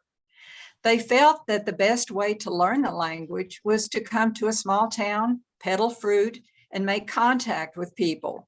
My grandfather began peddling bananas and finally saved up enough money for a cart, a wagon, and a load of bananas. He was joined in the banana business with his brother, Saul Novitt, and brothers-in-law Haskell and Morris Harelik. I found a receipt dated 1912 when my grandfather bought a boxcar load of bananas for $159. The men divided them up to be sold around Central West Texas. In his travels west of Fort Worth, he considered settling in several towns, but Dublin seemed to be the most prosperous. Only later did he discover that he had been there during Monday market day, when all the farmers came to town. On all other days, Dublin was as poor and dusty as any other town. Nevertheless, he established a store on the main street in 1911, beginning with produce and gradually adding groceries until eventually it became a department store selling clothing and shoes for the entire family. My relatives tried various business partnerships, but they eventually followed his lead, establishing stores in the surrounding communities. But I have to say, Ike Comer broke the mold by having a turkey ranch in Hamilton County. The new immigrants were accepted into the small towns, maybe because they were the chosen people, or maybe because they were curiosities. My grandfather was often asked by his Christian neighbors to sing his Jewish songs at Sunday school picnics and tent revivals. Just as they had been helped by others as new immigrants, the Novitts took in immigrants referred by the Jewish Immigration Society, who were looking for work and a place to settle down. They stayed for a while, learning a new way of life until they were ready to move on. My grandfather's cousin, Sarah Bernstein, stayed with them for over a year. She was a well-educated teenager, but did not know a word of English. She was enrolled in the first grade, primarily to learn English, and ended up going through all 12 grades in 1 year. Afterwards, she was sent to Fort Worth because the Novitts felt there was no future for her in Dublin. My grandfather's sister Dora also came to live with the Novitts after spending a year in Cuba, waiting to enter under the immigration quota. After living with them for about a year, she also moved to Fort Worth. Both young women met their future husbands there. The theme here was to support their immigrant relatives until they could find their futures with Jewish spouses in larger cities. The Navid Hoffman Harelik clan became prosperous enough to want to give back to their communities. They participated in many of the organizations in their respective towns. In Comanche, Charles Hoffman was president of the Lions Club, vice president of the Chamber of Commerce, and on the school board. Haskell served on the school board and on the founding board of the Hamilton County Hospital District. My grandfather's brother-in-law, Morris Hoffman, served as mayor of Dublin from 1949 to 1959. Even though the streets were not paved with gold, they were living the American dream.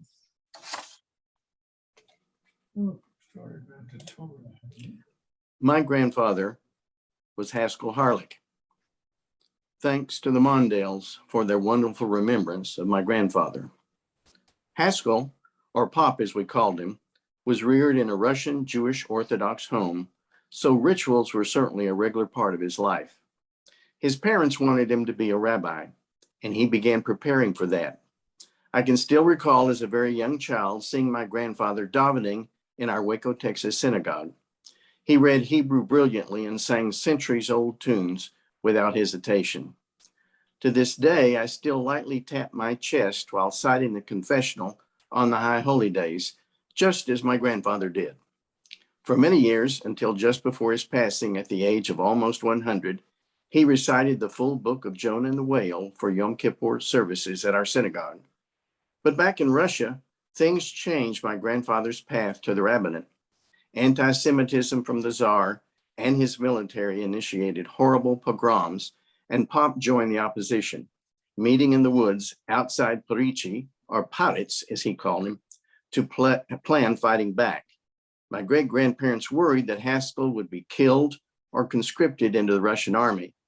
They made arrangements for him to leave Mother Russia and join his brother-in-law, Wolf Novitt, in the United States in Galveston, Texas. My grandfather and Wolf, grandfather to Jan and Betty in this program, were enormously close with Wolf, and when Wolf married Haskell's sister, Annie. In America, they did business together and often led Jewish prayer with their beautifully harmonized voices. Upon Pop's arrival in America, Wolf arranged for Pop to get a horse-drawn cart from which to sell his bananas on a route through Central Texas. On that route, he found Hamilton, a small farming community with German cattle farmers with whom Pop could communicate through Yiddish and they through German. It was here Pop settled, brought his bride, and reared his family. To be Jewish in America, in Texas, was not easy. The age-old Yiddish refrain, "Es ist schwer zu sein ein Yid," was so very true in this land of cactus, cotton, and cattle. While observing the Sabbath at home on Friday evenings was possible, the retail trade demanded work on Shabbat Saturday. With no shul in the town in which they settled, our family, large in numbers, would form their own services. Kosher food was difficult, if not impossible, to get. We must admire the courage of East European immigrants to America, but those of us in Texas should be particularly appreciative of our ancestors who settled in small Texas towns with no shuls and little support for Jewish needs. For my family, the city of Waco was particularly close to Hamilton and offered an Orthodox full-time rabbi and shul. There, my grandparents joined to at least be able to daven for the High Holy Days and special occasions. Like many Jewish immigrants, my grandparents had to compromise their Jewish rituals to accommodate life in Texas, but they maintained a strong Jewish identity and an extremely close relationship with their Jewish family, which we later in many generations continue to this day. They embraced a new lifestyle and gave in to a few unfamiliar customs. Truth be known, my grandfather acquired a taste for bacon, and my grandmother came to love shrimp cocktails. My grandparents continued to live Jewishly as much as they could. They instilled that in their children, who in turn instilled that in their children, my generation, the grandchildren. Indeed, in so many ways and on so many levels, Pop and Wolf and all those beneficiaries of the Galveston movement were so very important to their families, to their adopted cities, to their adopted countries and very significantly to their religion. What we owe to these courageous Jewish immigrants to America can never be underestimated or overappreciated. And now, Betty Nobbit. Being a Jew in the shtetls wasn't an option. It was as much a part of life as breathing or eating, or eating. Kosher food, Sabbath rest, synagogue attendance, and home rituals were just a given. I think the biggest change for our Galveston immigrants, and for most immigrants to America, was the fact that religious practices became an option. And while most of our ancestors struggled to retain their traditional Jewish practices, I think it's important to remember that some immigrants came to America explicitly for those options, to escape what they considered oppressive religious expectations and obligations, and to experience the freedom of constructing their own religious or non-religious lives. They all remained Jewish as far as we know, but many relished the opportunities for a secular way of living. Either way, the changes must have been overwhelming. Consider food. My grandfather, like many of today's immigrants, worked in a meatpacking plant. Imagine what it must have been like not only to eat non-kosher meat, but to participate in non-kosher slaughter. The laws of kashrut were probably the first to go. Then once they went into business, as Harry said, they confronted the fact that Saturdays are market days in farm communities. Closing on Saturdays simply wasn't an option. So traditional Sabbath observance had to go. Of course, there were other ways of marking the Sabbath. Family gatherings and rituals became even more important. All of the men in our family were able to read Torah and to lead Shabbat and holiday services. And the women, of course, knew how to not only how to keep a traditional Jewish home, but how to adapt it to their new environment. In 1911, hoping to persuade their parents to immigrate to the United States, the Nobbit family commissioned a family Torah. And as you'll hear later, that Torah is still used regularly for family B'nai Mitzvot and other celebrations.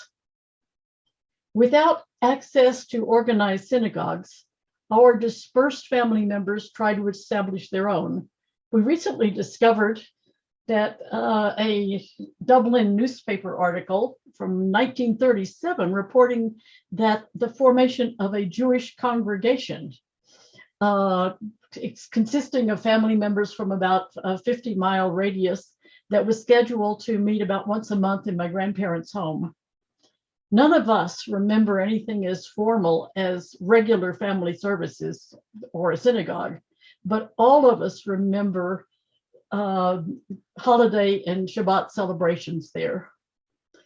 Only later, as cars and roads became more common, the family joined existing congregations in Waco and in Fort Worth. I suspect that their biggest disappointment must have been the lack of resources and opportunities to provide a traditional Jewish education for their children. David's ancestor, Uncle Chaim Bernstein, was the most learned among them, and he was designated as teacher of the children.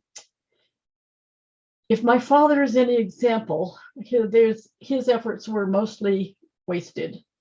My father, like many of his contemporaries, could not read Hebrew as adults, and their Jewish knowledge was pretty much stuck at a 13-year-old level. So we can't deny the serious compromises our ancestors made to really important parts of the Judaism that they inherited. As Israel Zangwill feared in his more pessimistic moments, immigration to Texas was a kind of euthanasia for traditional Eastern European Judaism. But it was also the beginning of American Judaism there, with different kinds of Jewish learning and rituals that were designed for their American lives. Now we're going to move to the next generation. I'm sorry, I'm mistaken, to David. In poetry, the Jewish traditions were woven into the daily practices of their lives. This created an order they instinctively followed without much expectation of change.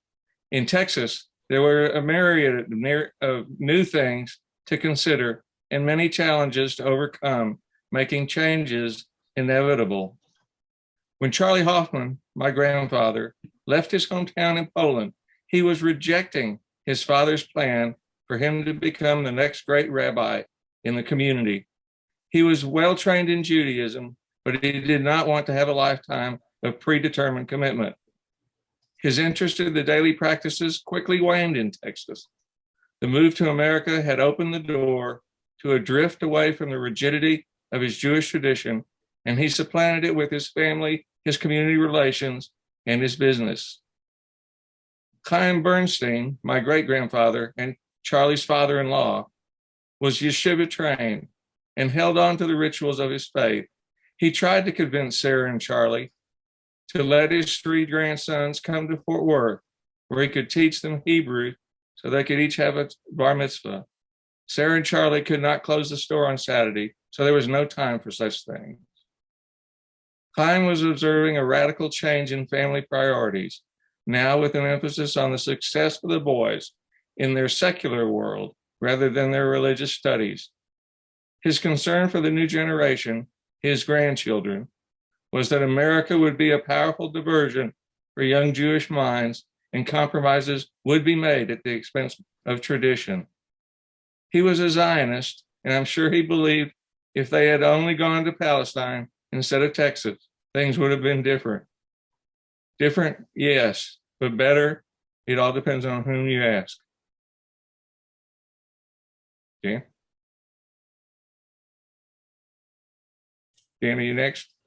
In the 1930s, the Novick family consisted of 5 children: Fanny, Morris, Lily, Minnie, and Mildred. They lived across the street from the First Baptist Church. Minnie would often join her friends there and knew all the hymns. The preacher approached her father one day, complimenting him on his fine children. Would it be all right if they attended his church, he asked. Her father replied that since they both agreed they were fine children, he should look for other children that needed his church and leave his children alone. A little girl once asked Charlie Hoffman how she could become Jewish. And he wanted to know why she wanted to become Jewish. And she said, because all the Jewish kids get good grades. This certainly reflects how the Jewish children were perceived, smart and good, as well as popular among their peers. For example, Morris Novick and Sam Harelik were elected president of their senior classes in Dublin and Hamilton. The lesson was passed down through the generations that since we were the only Jews in town, we were representing all Jews. So we must be good, make good grades, and not do anything that would embarrass our parents. My grandmother said in the old country, only the rich could afford a piano. My grandparents were very proud that they could afford this status symbol in their home. Since my grandfather loved music, he encouraged all his children to play an instrument. Dublin only had a municipal band, so my grandfather joined other merchants who donated money for a band director so that there could be a school band. My grandparents encouraged their children to learn the business at an early age. As each child reached the age of 10, they worked at the store after school. Lily and Minnie formed a partnership selling Valentines and did well with their merchandise. Morris sold pocket knives, but his friends swiped half of them. But they were learning the business. They were taught the customer is always right. If someone was not happy with a purchase, even though it had been worn, they would get a refund. A customer's request to open the store early on Sunday morning for a pair of shoelaces was accommodated. All felt the need to go above and beyond to be successful, which included not rocking the boat or causing ill will. Anti-Semitism was underlying throughout Central Texas, but did not show its face except for one known incident. The department store next to Novitz had an ad in the weekly newspaper in the 1930s stating they were not the Jew store. As the children graduated high school, they were encouraged to not only continue their education, but to also find Jewish spouses. When Minnie graduated high school at age 17, she and Morris were set up managing a store in De Leon. Their parents decided, even though they were quite successful in business, they were just having way too much fun with the Goyim. Their parents sold this business out from under them and sent them to the cities for more education and to be with Jewish young adults. They joined the popular activity of fixing up friends with dates for all the Jewish singles parties and dances. Minnie did the ultimate fix-up when she brought her friend Stella Fallis home to meet Minnie's brother and her future husband, Morris.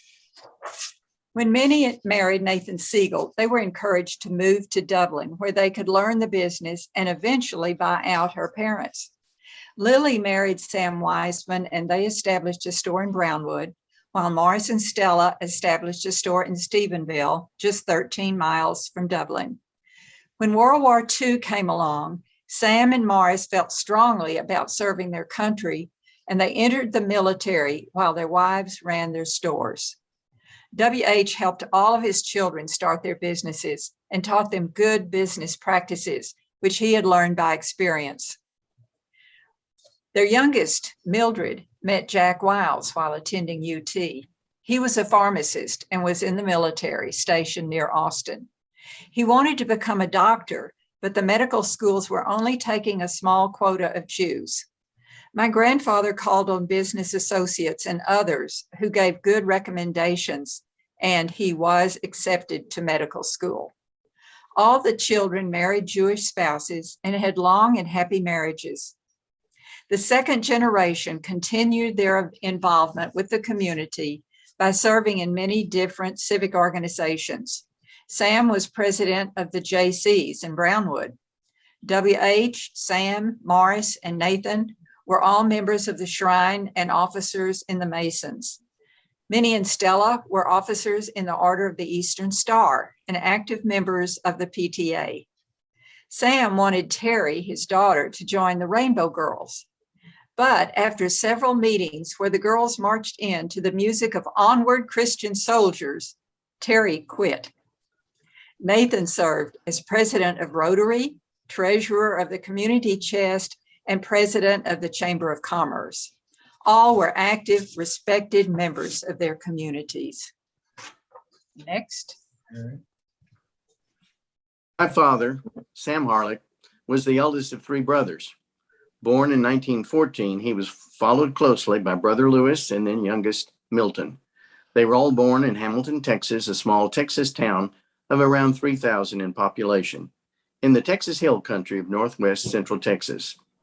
Opportunities for Jewish learning were rare in a small town with no shul, but the Harelik family was a big family and a minyan was easy to form when necessary. Dad and his brothers didn't learn Hebrew in their youth, but they did attend services with their parents and surrounding family. The Harelik family and their relatives could be found in Comanche, Dublin, Stephenville, Brownwood, San Saba, De Leon, etc., all in the early 1900s, but today the few family members remain in any of those small towns. Because retail mercantile trade demanded Saturday openings, synagogue services were mostly impossible to make. Friday evening Shabbat dinners were certainly a part of growing up in Hamilton, Texas, at least until my dad, little Sammy, began playing football quarterback for the Hamilton Bulldogs. In time, the Hamilton Hareliks joined the shul in Waco, the Orthodox synagogue at that time, and later affiliated with the conservative movement. While Dad and his brothers all joined their dad in the Hamilton department store business, it soon became evident that as the brothers married and had children, the store couldn't support all the families. Milton remained in Hamilton, Lewis moved to Comanche, and Sam bought a men's clothing store in Waco. Because my parents lived in Waco from the time I was 5 years old, my family had regular access to the Waco shul. Dad and Mom became very active with the Waco synagogue, Agudath Jacob. We regularly went to Friday night services after having a regular Friday night dinner with Mom blessing the candles and Dad saying the blessing over the wine. Roast chicken and Mogan David wine were always served on Friday night. Our home was not a kosher home, but observance of the Sabbath, Friday night, and the high holy days was always required. One thing of note, my family's experience in Waco was much different than my cousins in the many small towns of Texas. Waco had a thriving and active Jewish community in the early 1950s with a shul and a Reformed temple, both congregations having more than 150 members each. Both Sunday schools were large, and Jewish children in Waco had many Jewish friends. It was therefore somewhat easier to be an active Jew in Waco than in the small towns where there was no shul and no significant Jewish community. As a result, Jewish parents in larger communities were able to assure their children of a more consistent Jewish education than were Jewish parents in the outlying small farming towns in central Texas. Mom was active in the synagogue, sisterhood, and Hadassah. Dad joined B'nai B'rith, learned Hebrew in his 40s, was president of the synagogue and president of the Jewish Federation, and he blew the shofar for many years at the high holy days before his passing at the age of 91. Needless to say, parents insisted on their twins, my brother and I, attending Sunday school, Hebrew school, and regular Shabbat services, and having a big bar mitzvah celebration. While later years saw major declines in Jewish engagement in my grandparents' families, the early years were enriched with more observance. Now, David Hoffman will introduce the discussion on the third generation of Jewish Texans. Well, this story is the one of a Texas Jewish immigrant, but in reverse. And it briefly chronicles the all too short life of my brother, Charles E. Hoffman, who sprang from the roots of his Texas Jewish legacy and chose to return to the old world to revive the spirit, confirm the values, and share the traditions of Jewish culture. As a youth, Charles had interest past, but it was at Congregation Beth Yeshurun in Houston where he truly connected with his Jewish heritage. The synagogue was developing an innovative Jewish educational system. Hebrew school, bar mitzvah, and Hillel were all formative experiences for him. His enthusiasm led to summer sessions at Echo Hill Ranch in Medina and later to Camp Vermont, California. Growing beyond the vast borders of Texas, he reversed the energy of our grandparents' immigration from Eastern Europe to Texas and began an eastbound return journey by first attending Brandeis University in Massachusetts and then spending his junior year in Israel. And while there, he met with his past by being introduced to members of our family who had escaped from tyranny in Russia and Eastern Europe to settle in Palestine. He got a glimpse of his future when he encountered another junior in her junior year from Buffalo, New York, who was to become his wife. Together, they made Aliyah to Israel, where he became a tour guide, a teacher, a journalist, and an author of numerous books. In his tenure with the Joint Distribution Committee, he was instrumental in expanding their program of providing aid to forgotten Jewish communities in the former Soviet Union.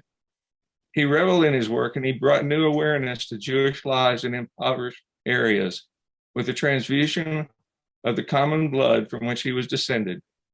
He had completed a remarkable circle return in his abbreviated lifetime, a full circle journey begun by our grandparents over 100 years ago.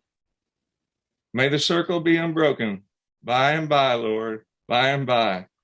It kind of sounds like a Jewish benediction, but maybe with a little Texas twist.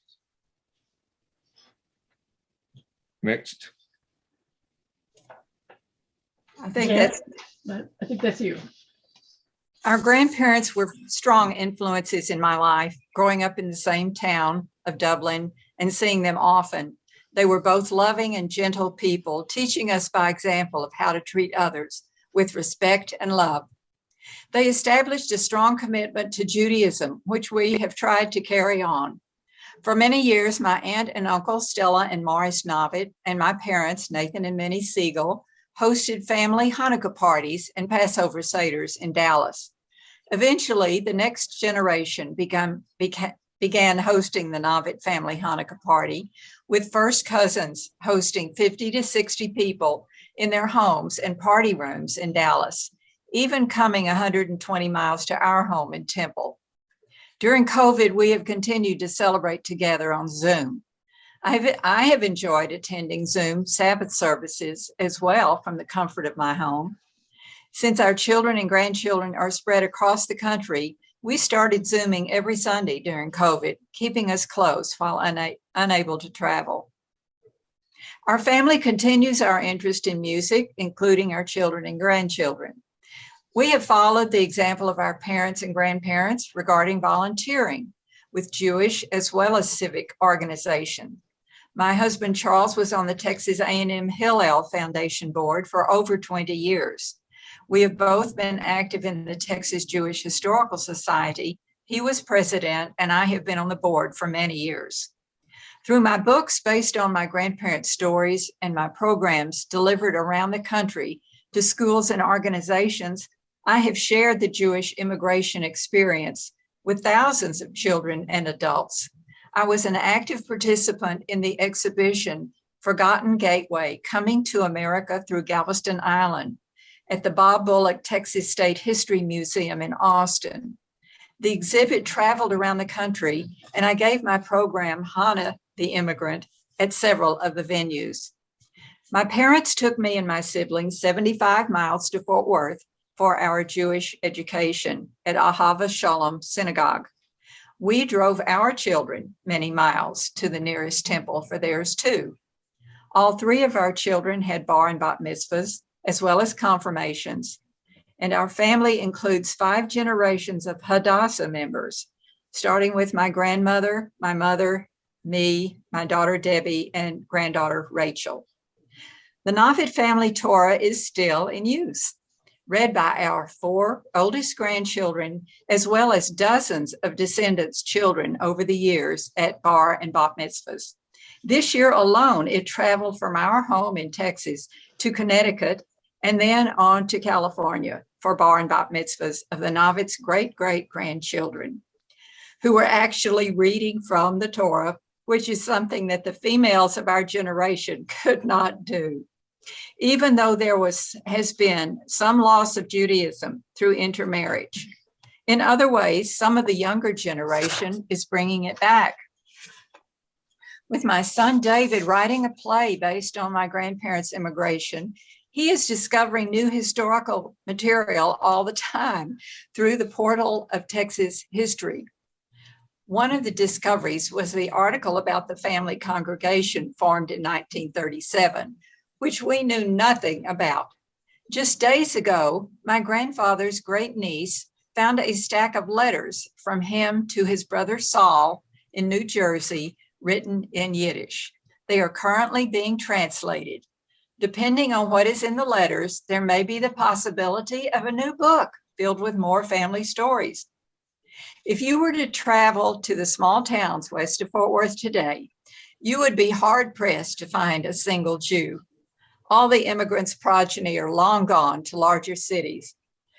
But if you should find an old-timer in any of those small towns who remembers the Jewish families, they would give their highest compliment and say, and I quote, "They were good Christian folks." And next. By the 3rd generation in our family, we were totally Americanized and Texanized, but Judaism remained a central core of our existence. We still had yarmulkes, but we had added boots and cowboy hats to our closets. My brother and I were in the synagogue several times a week, particularly until we were bar mitzvahed. We had Sunday school on Sundays, Shabbat services Friday night and Saturday morning, and Hebrew school 2 days a week. We ran with Jewish kids and were members of Young Judea. Our cousins who were local had the same schedule, but the ones out of town rarely attended Jewish activities. As we matured and after bar mitzvah, the Jewish center of our lives declined. We dated out of the religion, still forever declaring our Jewishness. I married within the religion, but my brother did not. Still, the family activities centered around Jewish events, Shabbat, Hanukkah, High Holy Days, and many times at my parents' home. My twin brother lost interest in being Jewish for a while, but eventually made 2 trips to Israel, began to keep kosher, and became a kosher chef. I married and reared my 3 children Jewish, including bar and bat mitzvah. Despite their Jewish upbringing, they today are unaffiliated with a synagogue and don't celebrate the Jewish holidays or Shabbat unless they're home. Even I, in a second marriage now to a non-Jew, find the lessening of celebrating Jewish events, though I have remained active in our little shul, serving on the board for most of the last 50 years. I've continued as treasurer of the board for a number of years and have served as president of the congregation as well as of the Jewish Federation, just like my father. And for the last 20 years, I've written a column for the Waco Tribune Herald, while I occasionally write about our family and family members and our roots in the Galveston movement. Though I will always say that my Jewish identity is strong, I'll also say that the call of American and Texas attraction have overcome much of the Jewish glue that held our ancestors together. With respect to the other members of the 3rd generation in my family, one of my cousins, actor Mark Harelik, wrote a beautiful play later which became a musical about our grandfather and his introduction to Texas. The play, originally entitled The Immigrant, a Hamilton County album, used family photos, some of which you've seen here today during the presentation. But the play doesn't cover the fate of Jewish existence within our family. This Rosh Hashanah, our rabbi in Waco gave a sermon that explained the slide into non-observance. In Russia, in Germany, and in Egypt, Jews remain Jews to survive. We had a common enemy and it forced us to affiliate instead of assimilate. But when the common enemy disappeared for the Jews, the need for self-preservation and Jewish identification weakened. While in early generations, Jewish identification and religious affiliation were almost unanimous, as time has passed, assimilation has weakened the Jewish connection in some of the 3rd generation. As Jewish Texans become educated, they became successful in all levels of American life, from business to politics to entertainment and even athletics.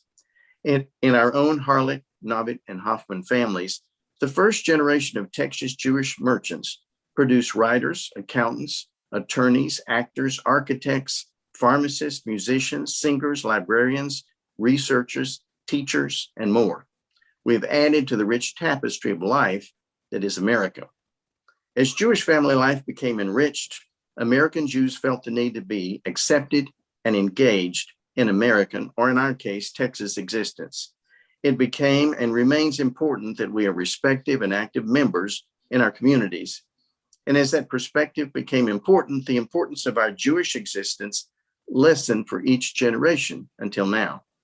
With the great-grandchildren's generation today, there is still great pride in having Jewish ancestry, but perhaps not so much emphasis on Jewish ritual. Happily, this is not always the case.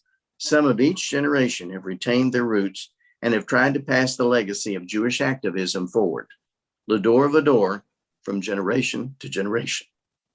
And back to Betty for a conclusion of our presentation. Thank you.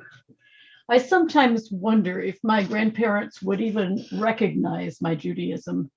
What would they think of my wearing a talit, or not knowing how to keep a kosher kitchen, or being horrified at the very thought of a mikvah? They would find me totally uneducated in Talmud and barely able to read more than a few dozen words of Hebrew in spite of about 5 introductory classes. They would hardly recognize my very secular Jewish education that situates Torah within the context of other sacred books and situates Jewish history within Western history and Jewish theology within the context of comparative religion. While serving on my synagogue's board of trustees and adult education committee, I've tried to bring serious academic learning of that sort to Jews whose education all too often stopped at a bar or bat mitzvah. My ancestors would certainly understand why my professional life and research focused on the constitutional rights of religious minorities and more generally on American pluralism. And that is the big theme, I think, that of their legacy. In general, the most important legacy my grandparents' generation left to me has been their success at living in two cultures. They and their siblings were always Eastern European Jews, and they were always rural Texans. I'd be tempted to say they had one foot in each camp, but I think it's more accurate to say that they had both feet in each world. They and their children were remarkably successful at being able to live in two worlds fully and fruitfully at one time. And I give credit to the communities and the towns where they settled for enabling them to do that. Here's one example of how very multicultural our family was. When my grandmother of blessed memory passed away, we held a traditional Shiva and supper at the home of Jan's parents. And at that traditional supper, the table was filled with brisket and kugel and rugula, along with barbecue, fried chicken, and enchiladas. What a wonderfully multicultural family we were, and we are. Like our Galveston ancestors, I was always aware of having more than one identity. I grew up Jewish in a thoroughly Protestant town. When I moved to Dallas as a teenager, I was definitely a country girl outsider who knew more gospel songs and Jesus stories than Jewish lore. And truth be known, I still hum those gospel songs while I'm washing the dishes. Sometimes it was painful, but it was always a blessing. As an adult, I spent my entire career as a Jew at a Catholic college, and it was a perfect fit.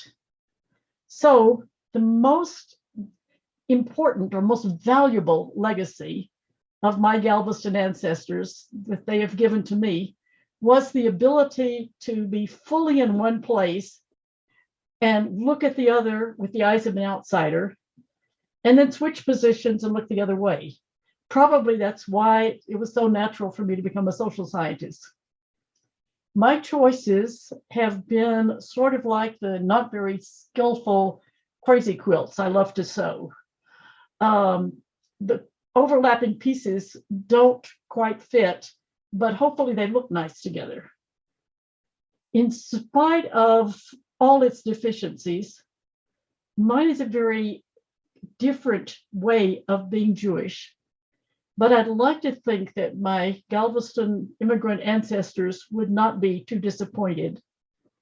Now, I only wish I'd been able to talk to them in much more depth about how they made such beautiful whole lives out of such disparate parts. Whatever time left, we'll take questions. There are many kind comments in the chat for all the panelists, but there's only one question. There's a request that somebody spell the name of the village in Russia where the families originated. They called it Parich, and I think on maps you call it Parichi. Somebody want to spell that for us? P-A-R-A-C-H-I. Parichi. And it's called Parich, Parichi, Parichi. You hear it pronounced several different ways. It was near Minsk, in the general state of province of Minsk. Mummy called it Minsk Gubernia, and yes. I never knew what Gubernia meant until someone told me it meant province or state. It is province or state. Jan, I have a question. Why bananas? Why banana? They just were amazed at how well they were selling, you know, and when my grandfather got off the boat, the first thing he did was to buy a piece of fruit, and it was a banana.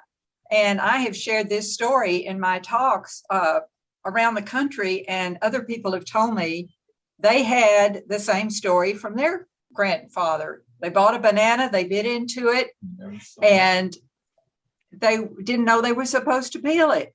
you know? So I don't know. It seems to me like they could have picked something that would not have gone bad so quickly.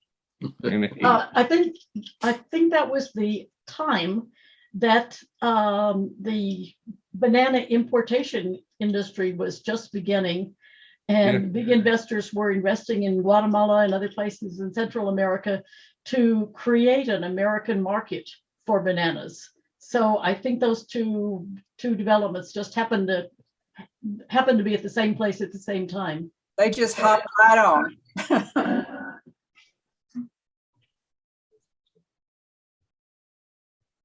We have lots more stories. Any other questions? We worked very hard to fit in our time limit so we could answer questions. Bette, Yeah. question for you and your panel. Many of your families obviously ended up in small towns, as you how did they make the decision to end up in some of those small town communities? It wasn't a choice. The part of the Galveston movement was get them on a train out of there as fast as possible. We know why from Jan's story about why our grandfather ended up in Dublin, because it looked so prosperous on what happened to be monthly market day. But it's my opinion that the Galveston movement pretty much told at least the first immigrants where they were going to go. Right, I knew they had to go quickly, but it was kind of, how did they end up where they did? Was that decided for them or what? Well, I think that once my grandfather made the move, and then he was helping his brothers, his brother-in-laws settled. They wanted to settle in close proximity to each other, but not in the same town where they had to be competitors, So I think that's what happened. They wanted to stay close enough, but not in the same, in the same town. And not in the same towns where there would appear to be threats to the local population. I think the movement pretty much wanted to keep the Jewish population to not much more than one family per town. Rachel, do you know anything about that policy? You're totally right. They weren't allowed to even stay, they were allowed to stay maximum overnight in Galveston. And, most of the time, a town would say, we need a carpenter, we need a tailor, whatever it was, will you send us one or three or whatever it was. And you're also right that there was, very few Jewish families per town. So that, it's quite sad because they were always, the total minority, whereas their friends and family in New York had their people all around them. But they were sent, the movement organized where they were sent based on what jobs were available. There was something a little bit parallel to that in Oklahoma, which I know a little bit more. As a new family member would come in, a cousin, a brother, whatever, the established family in one town would set them up in the business in the next town. And it was the same thing that you were saying already. They would stay close to each other. It'd only be one town away.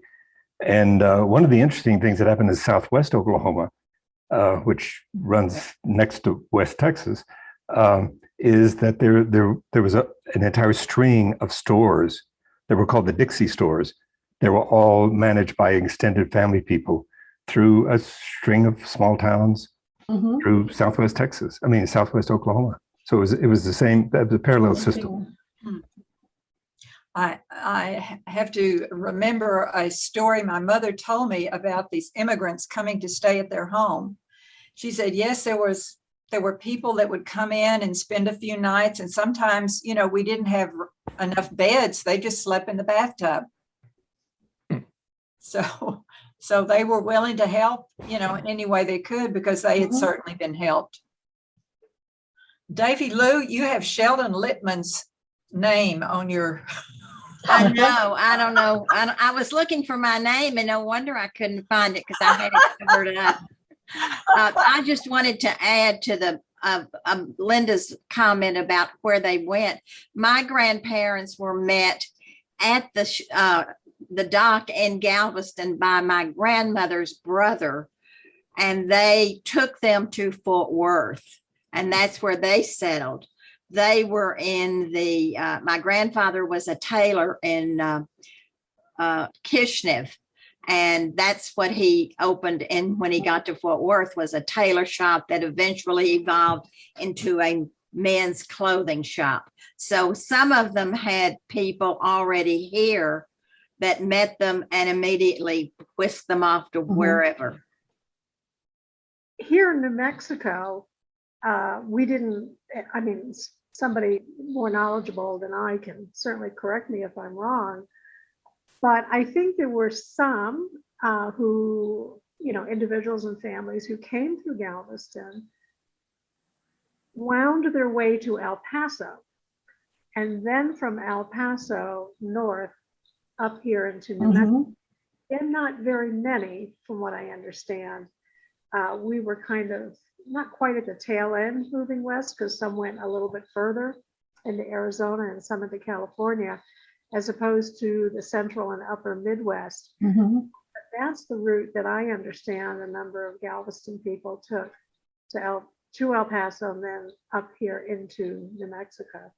And some people who had immigrated to the United States much earlier became peddlers and then business people, not only in the Southeast, but also moved out to the far west to trading posts.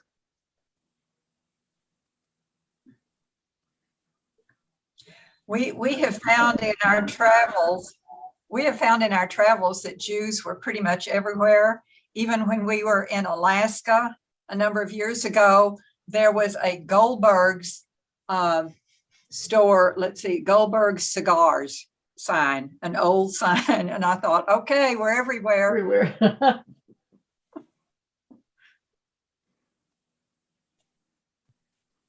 Yes.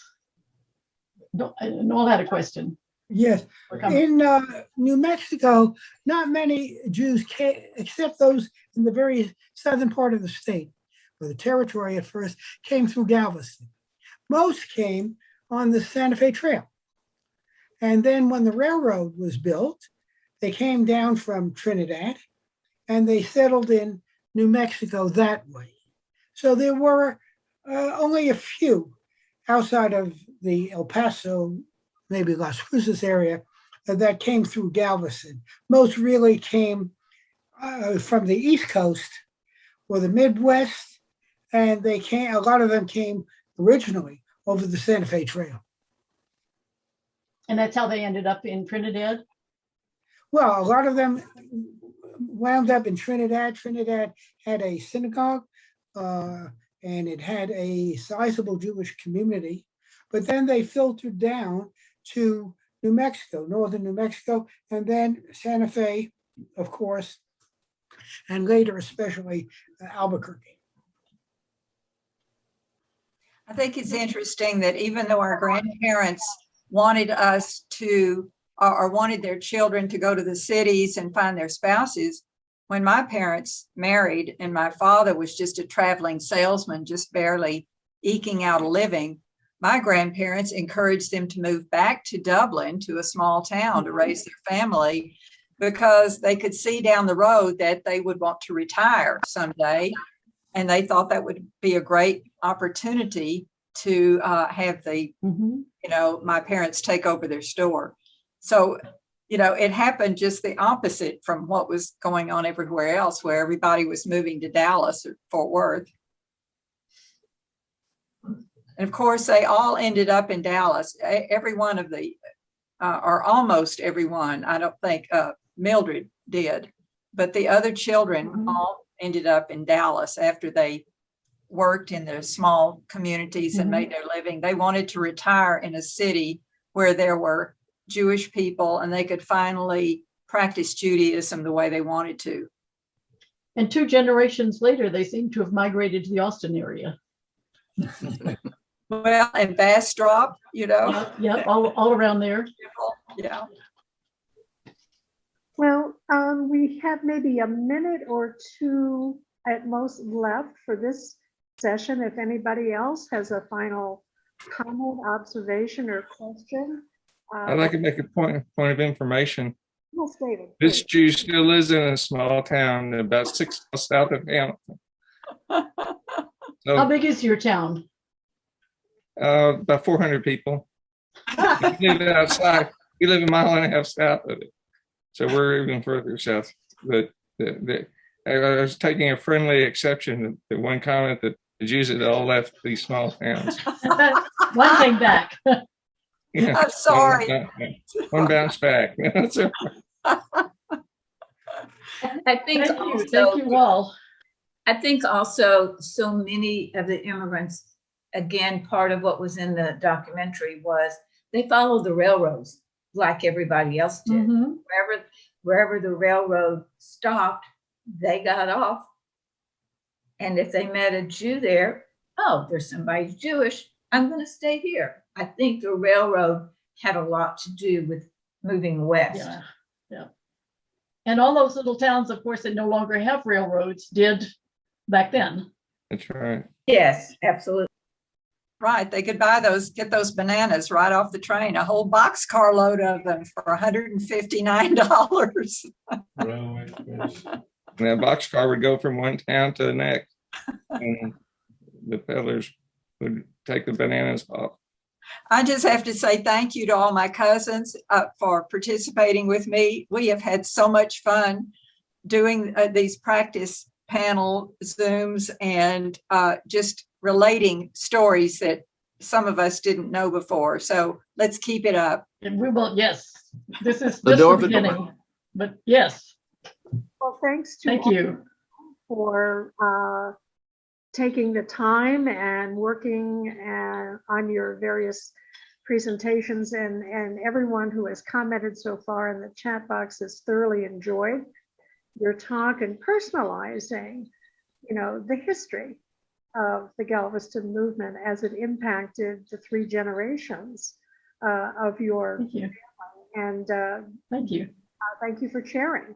I want to end with a special thanks to Rachel, not only for joining our panel, but without her great-grandfather, I don't even want to think about where we would be or if we would be. So special thanks.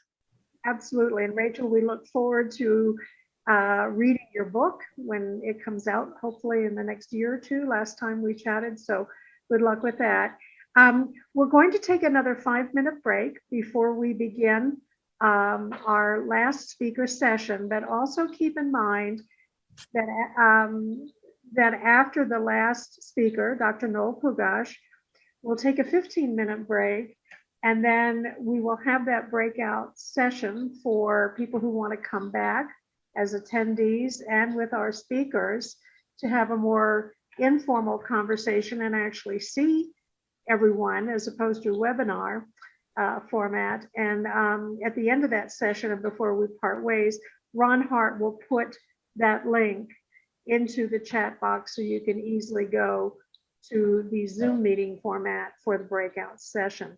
So we'll take a 5-minute break and we'll be back soon. Thank you very much.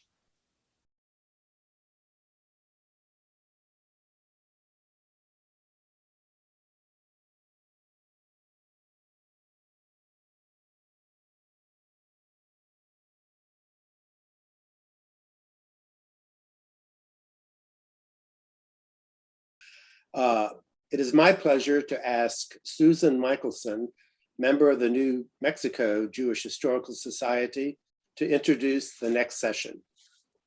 Thank you, Sheldon. Dr. Noel Pugach is currently the Professor Emeritus of History at the University of New Mexico, where he has taught since 1968. He was raised in New York City. I was born in New York City. I love that place. And did his undergraduate work in Brooklyn College.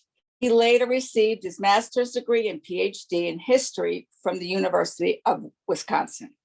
Professor Pugach is the co-editor and contributor of Pioneer Jewish families in New Mexico that was in 2018. In addition, he has published popular essays and book reviews on foreign policy topics, Jewish history, and the Holocaust. For many years, he has served as a consultant for a number of history-related projects. Dr. Pugach has written studies of 9 Jewish families, the most recent being the study of the Alsatian Jewish families who settled in Albuquerque. He has published numerous articles in New Mexico Jewish history, in a legacy, the newsletter for the New Mexico Jewish Historical Society, the Forward, the B'nai B'rith magazine. Professor Pugach has been actively engaged in Jewish affairs in the Albuquerque area since he arrived in 1968. His courses on Jewish history, including the Holocaust, have been the mainstay of Jewish studies at the University of New Mexico. Dr. Pugach has lectured frequently on Jewish topics to groups throughout Albuquerque, and he offered classes at Congregation Albert for almost 10 years. He also served a 2-year term as president of the New Mexico Jewish Historical Society. Now, don't think that Dr. Pugach is all academic, although it's weighted very heavily academic. I just wanted you to know that, which is near and dear to my heart, that Dr. Pugach is also an accomplished chef and has been known to prepare elaborate Passover seders and Thanksgiving meals. So you might want to get to know him and maybe you'll be invited. With that said, Dr. Noel Pugach, take it away. Thank you very much. Thanks for your introduction. Today, I want to explore the life and career of Sam Klein.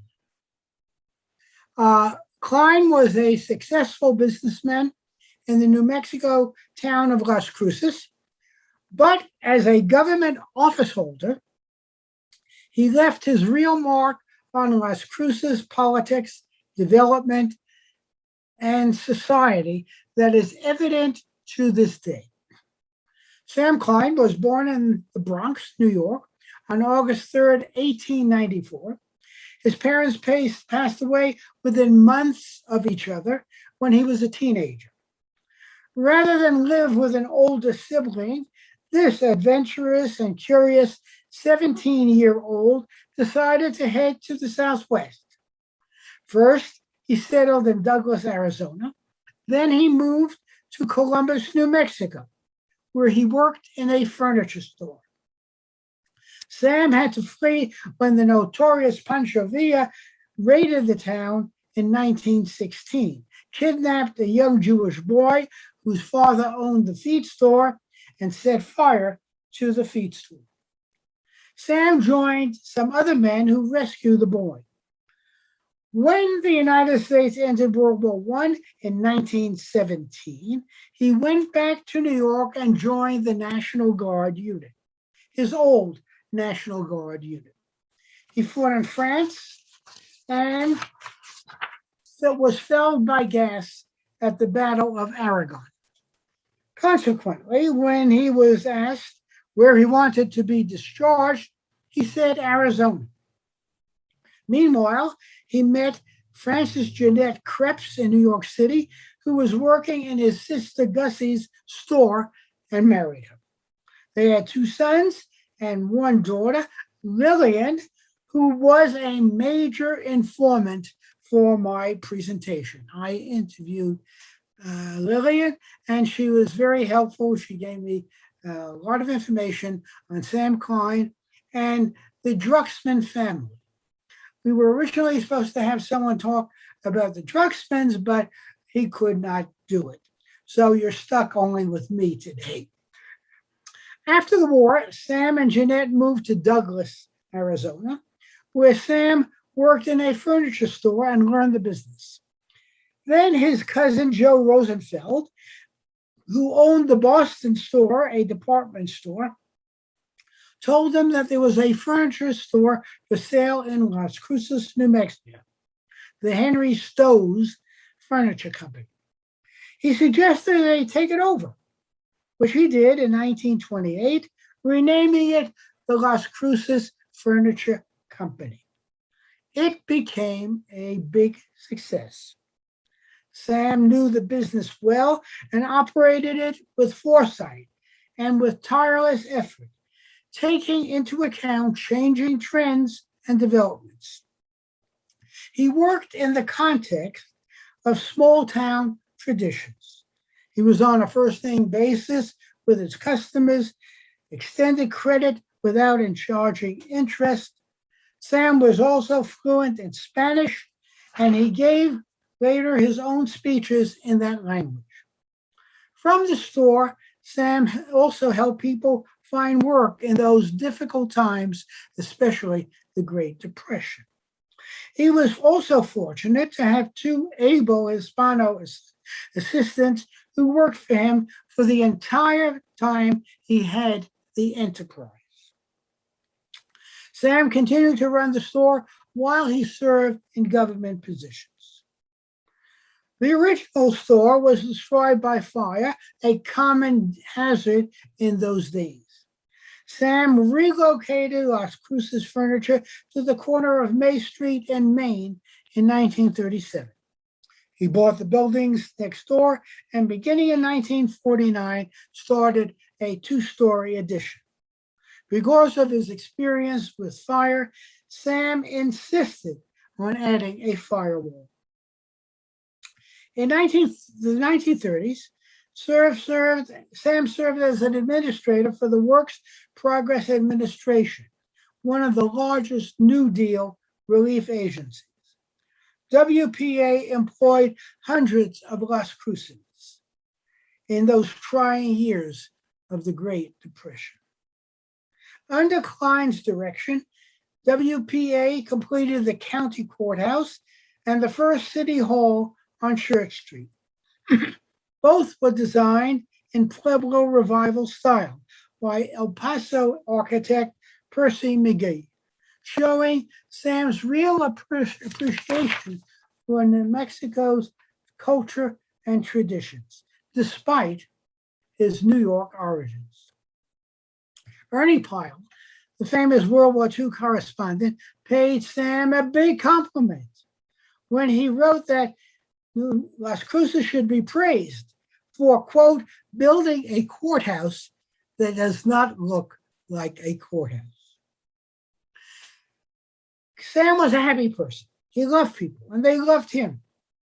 Sam also had a knack for establishing good relations with people in high places. He knew how to treat people, and they knew how to reciprocate. He was very close to Governor John Miles and was on good terms with Governor Clyde Tingley, and also close with the Frudenthals, an important Jewish family in southern New Mexico. He was a member of the Lions, a Mason, and an Elk. He was a joiner. He used that talent to good effect when he entered politics. Sam, indeed, had acquired a passion for politics. He liked helping people and doing things for people. He also had a sense of justice that was an integral part of his values. Thus, he pushed through water and sewer lines in poor neighborhoods and later, only later, obtained approval. He was sticking his neck out. He often did. But there was a precipitating incident that drew him into the political fray. The city needed an easement on property that Sam owned, and Sam required a strip of land for his warehouse. Sam granted the city the easement, and Sam granted the city the easement, and Sam got the strip of land. The city agreed to furnish WPA labor and to pour a concrete floor for the warehouse, with Klein supplying the material. Republican leaders filed charges against Klein, who was a Democrat. Klein eventually understood that he was engaged in a conflict of interest and entered a plea of no contest. Many of the townspeople were angered by the suit and protested, gathered in front of the post office in protest. That was particularly true of Catholic nuns who were very disturbed that he had to go through this ordeal. The Sisters of Loretto, in particular, prayed for him. So this drew him into politics. The federal judge hearing the case declared that after reviewing the evidence, he believed the city owed Sam an apology. Sam had violated the law, but he had given the city more in land than he had received in labor. In the end, the judge fined Sam the minimum, $100, and dismissed the case. Still, it cost Sam a lot of money to defend himself. Okay. Other sources point to a dispute over furniture hauling that also got him into politics, electoral politics. In any event, these episodes taught Sam that the web of politics engulfed local affairs, and it was necessary for him to engage in it for his own safety and for the good of community he was sincerely attached to. So he sought political offices for more than 20 years, and he was very good at it. Sam was a loyal Democrat in politics. He was elected mayor of Las Cruces in 1932, was reelected several times thereafter. At other times between 1932 and 1953, he served on the city commission. When not on the city commission, he was elected to the county commission. So he was always engaged in politics in one form or another. To detail, he was on the city commission between 34 and 36. He was on the county commission between 36 and 30. He was mayor 1932 to 34, 1938 to 44, and 1946 to 1953. Over the years, Sam's political career was studded with many accomplishments. After a serious flood in 1935, Sam got the Civilian Conservation Corps, the popular New Deal agency known as the CCC, to install dams east of Las Cruces, which prevented a similar flood in 1940. He made possible the installation of natural gas lines when the county commission plan was stalled because the credit of the city was too poor to get bonding. However, the president of the board of directors of El Paso Natural Gas, a friend of Sam Klein, agreed to put the gas company in Sam's name if he would guarantee the bonding. Sam did not have the kind of money that was involved, but he took a big risk and later signed over the company to the city. In looking after the needs of the community, Klein oversaw the building of the city-county hospital. As mayor, he made sure that public improvements kept pace with Las Cruces' population growth. He was engaged in street building, street lighting projects, gas and water line extensions. He also built the public library. Klein installed a city manager to run the city. That was a professional. City manager was a professional. It was considered a progressive measure in the early 20th century, although it didn't always work out that well in practice. Finally, Sam Klein played an important role in getting the federal government to establish White Sands Missile Range, which brought thousands of jobs to the community and forever changed the area. In sum, Sam Klein built up quite a record. Good for several lifetimes. Sam was honored on many occasions, and Klein Park in Las Cruces was dedicated to him. There was a dark side to Sam's career.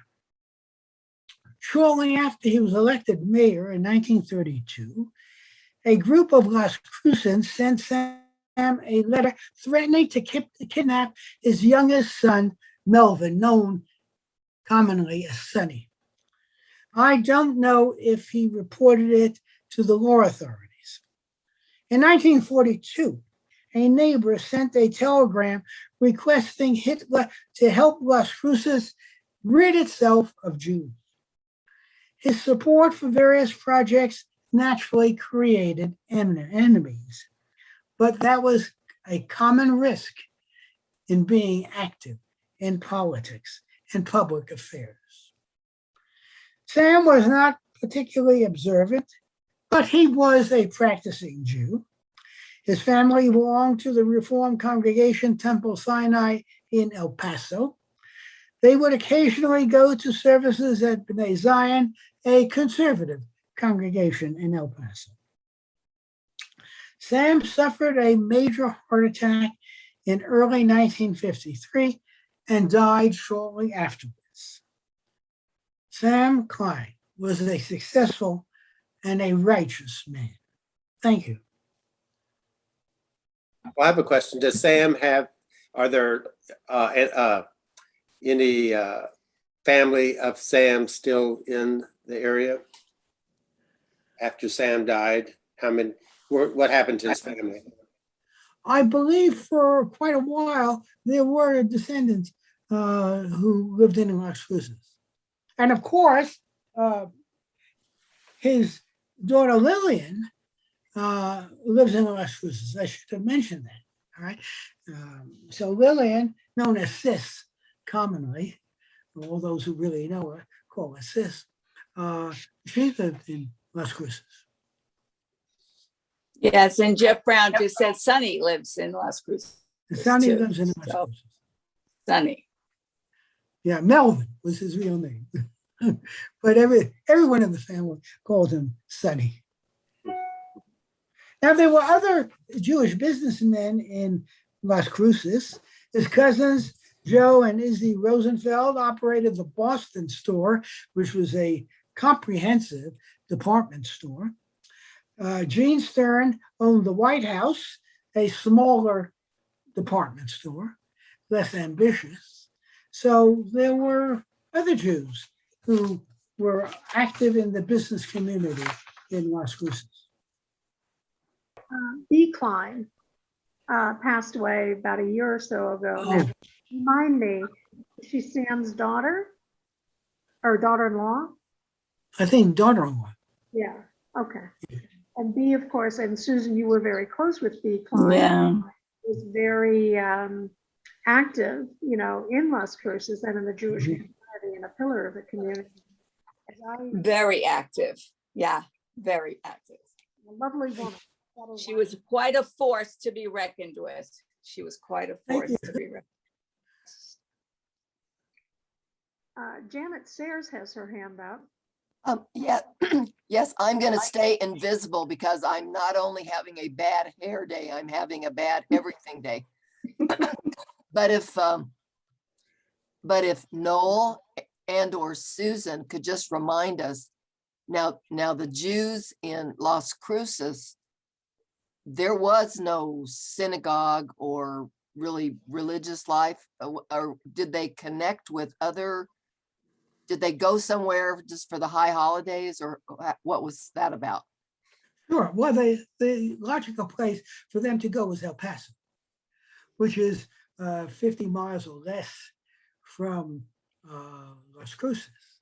And so some went to the Reformed congregation in Las Cruces, some went to the conservative congregation in Las Cruces. But Las Cruces now in El Paso. Yeah. In El Paso. El Paso. But Las Cruces now has a synagogue, Bethel. And it's small, but it still maintains itself. When did that synagogue get started in Las Cruces? It got started, I think let me see if I can find it quickly. Was it after the death of Sam Klein? Yes. Okay. Yeah. And is there a Jewish synagogue? Excuse me, is there a Jewish cemetery in Las Cruces, or is there a portion of a? There's a portion of the synagogue that's roped off for Jews. Which cemetery is that, Noel? Do you happen to know that right offhand? No, I don't know the name of the cemetery. I will get it for you. You keep talking. Okay. Okay. Yeah. Okay. No, the reason I asked is I'm involved with Historic Fairview here in Albuquerque, and of course, the Congregation Albert has its own section, its own cemetery area, and then the other. B'nai Israel has its, and the Chavurah Yes. has its section. Yes. Yes. There are two other hands up since Susan had to step away. One is from Marge Lazar. Marge? Well, Dale put in the chat box that B. Klein married Howard Klein, Sis's brother. B and Sis were sisters-in-law. Is that it? Somebody wrote Masonic Cemetery. Is that correct? No, I think it's the La Paz. I think it's La Paz, and we only have a portion, and there's a lot of controversy about it because people don't feel that that as a Jew, we should be buried on something that is in a non-Jewish. Some people have crosses on the tombstone. Yeah, and some people have crosses on the tombstone. So there's a lot of controversy here about the cemetery. Susan and Noel, correct me if I'm wrong, but weren't some of the Freudenthals buried in the Masonic cemetery in those cases? Yeah. Yes, and Yes. Some prominent Jews, particularly up in Santa Fe, were buried in the Masonic cemetery or whatever. Yeah. May I speak? Yes, Deborah, I was trying to. Great. Yes, it is. Yes, it is the Masonic. It is the Masonic cemetery. And when Jay Druxman, who was Lillian, also known as Sis Druxman's husband, was the president of Temple Bethel, he took it upon himself, and this was probably in the early 60s. Okay. To purchase a portion, to purchase many plots in a portion of the Masonic cemetery. And in reference to where people went for Temple, Temple Bethel started and was brought up in different ways and in different portions, but in the 1950s and in the early 1960s, and Sis Druxman and B. Klein and Rose and Mark Wechter, my parents, were an integral part of starting that temple. And so instead of people going to El Paso,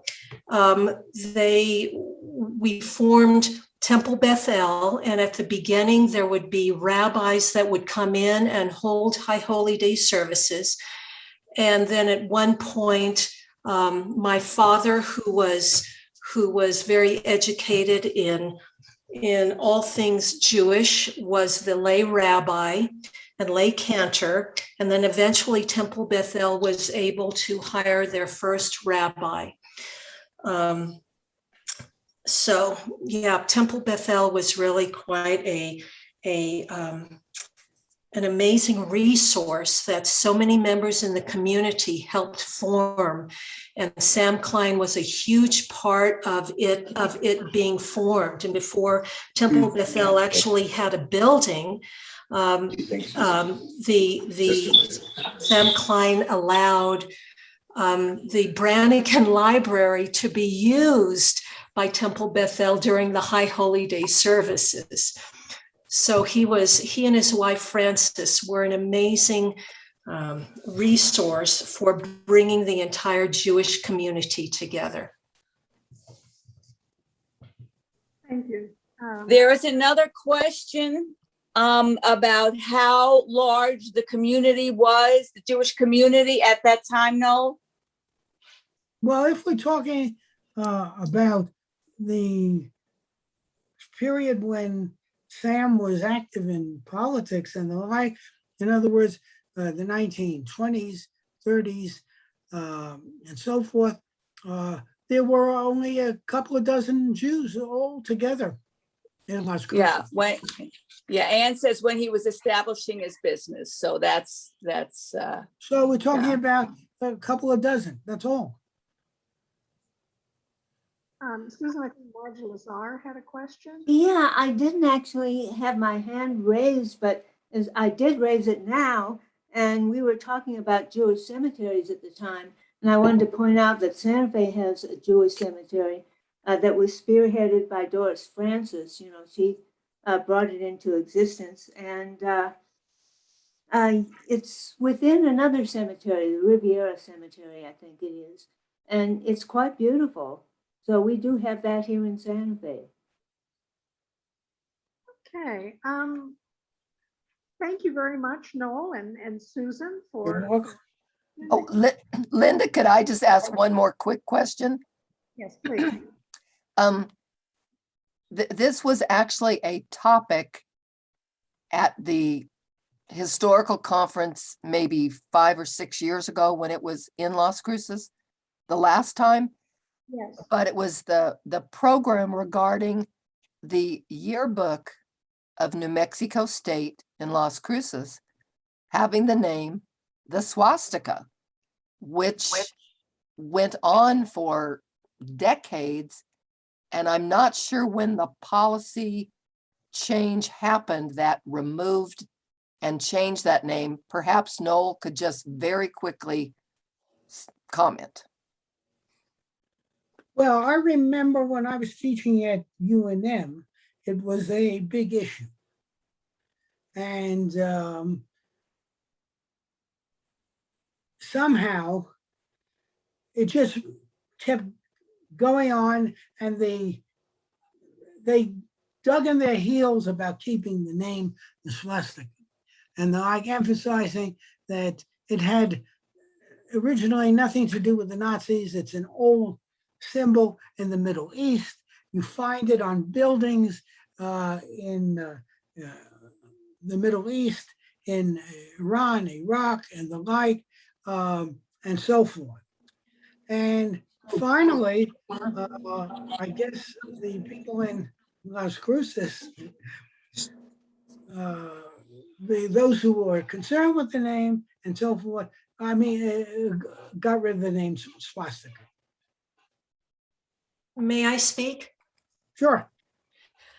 I don't remember the years, but Francis Williams, who lives in Las Cruces, a wealth of information, would have that specific info.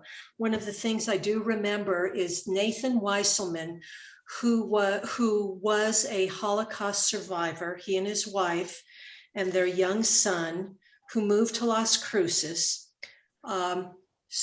Nathan spoke very, very, very strongly at one of these community meetings and said, I am a survivor of Hitler, and I will be damned if the new country that I move to follows this, because not only was it the name of the yearbook, but some members of the NMSU, either band or some kind of club, would do the goose step walk. I mean, if you can imagine how shocking that would be for anybody who was aware, especially someone who was a survivor.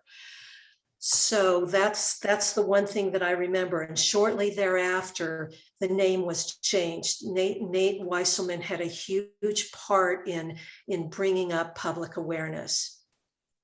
Thank you. Thank you, Deborah. Again, thank you, Noel and Susan. We're going to wrap up. We will see you tomorrow morning. And again, thank you everyone for joining us and for some wonderful presentations today.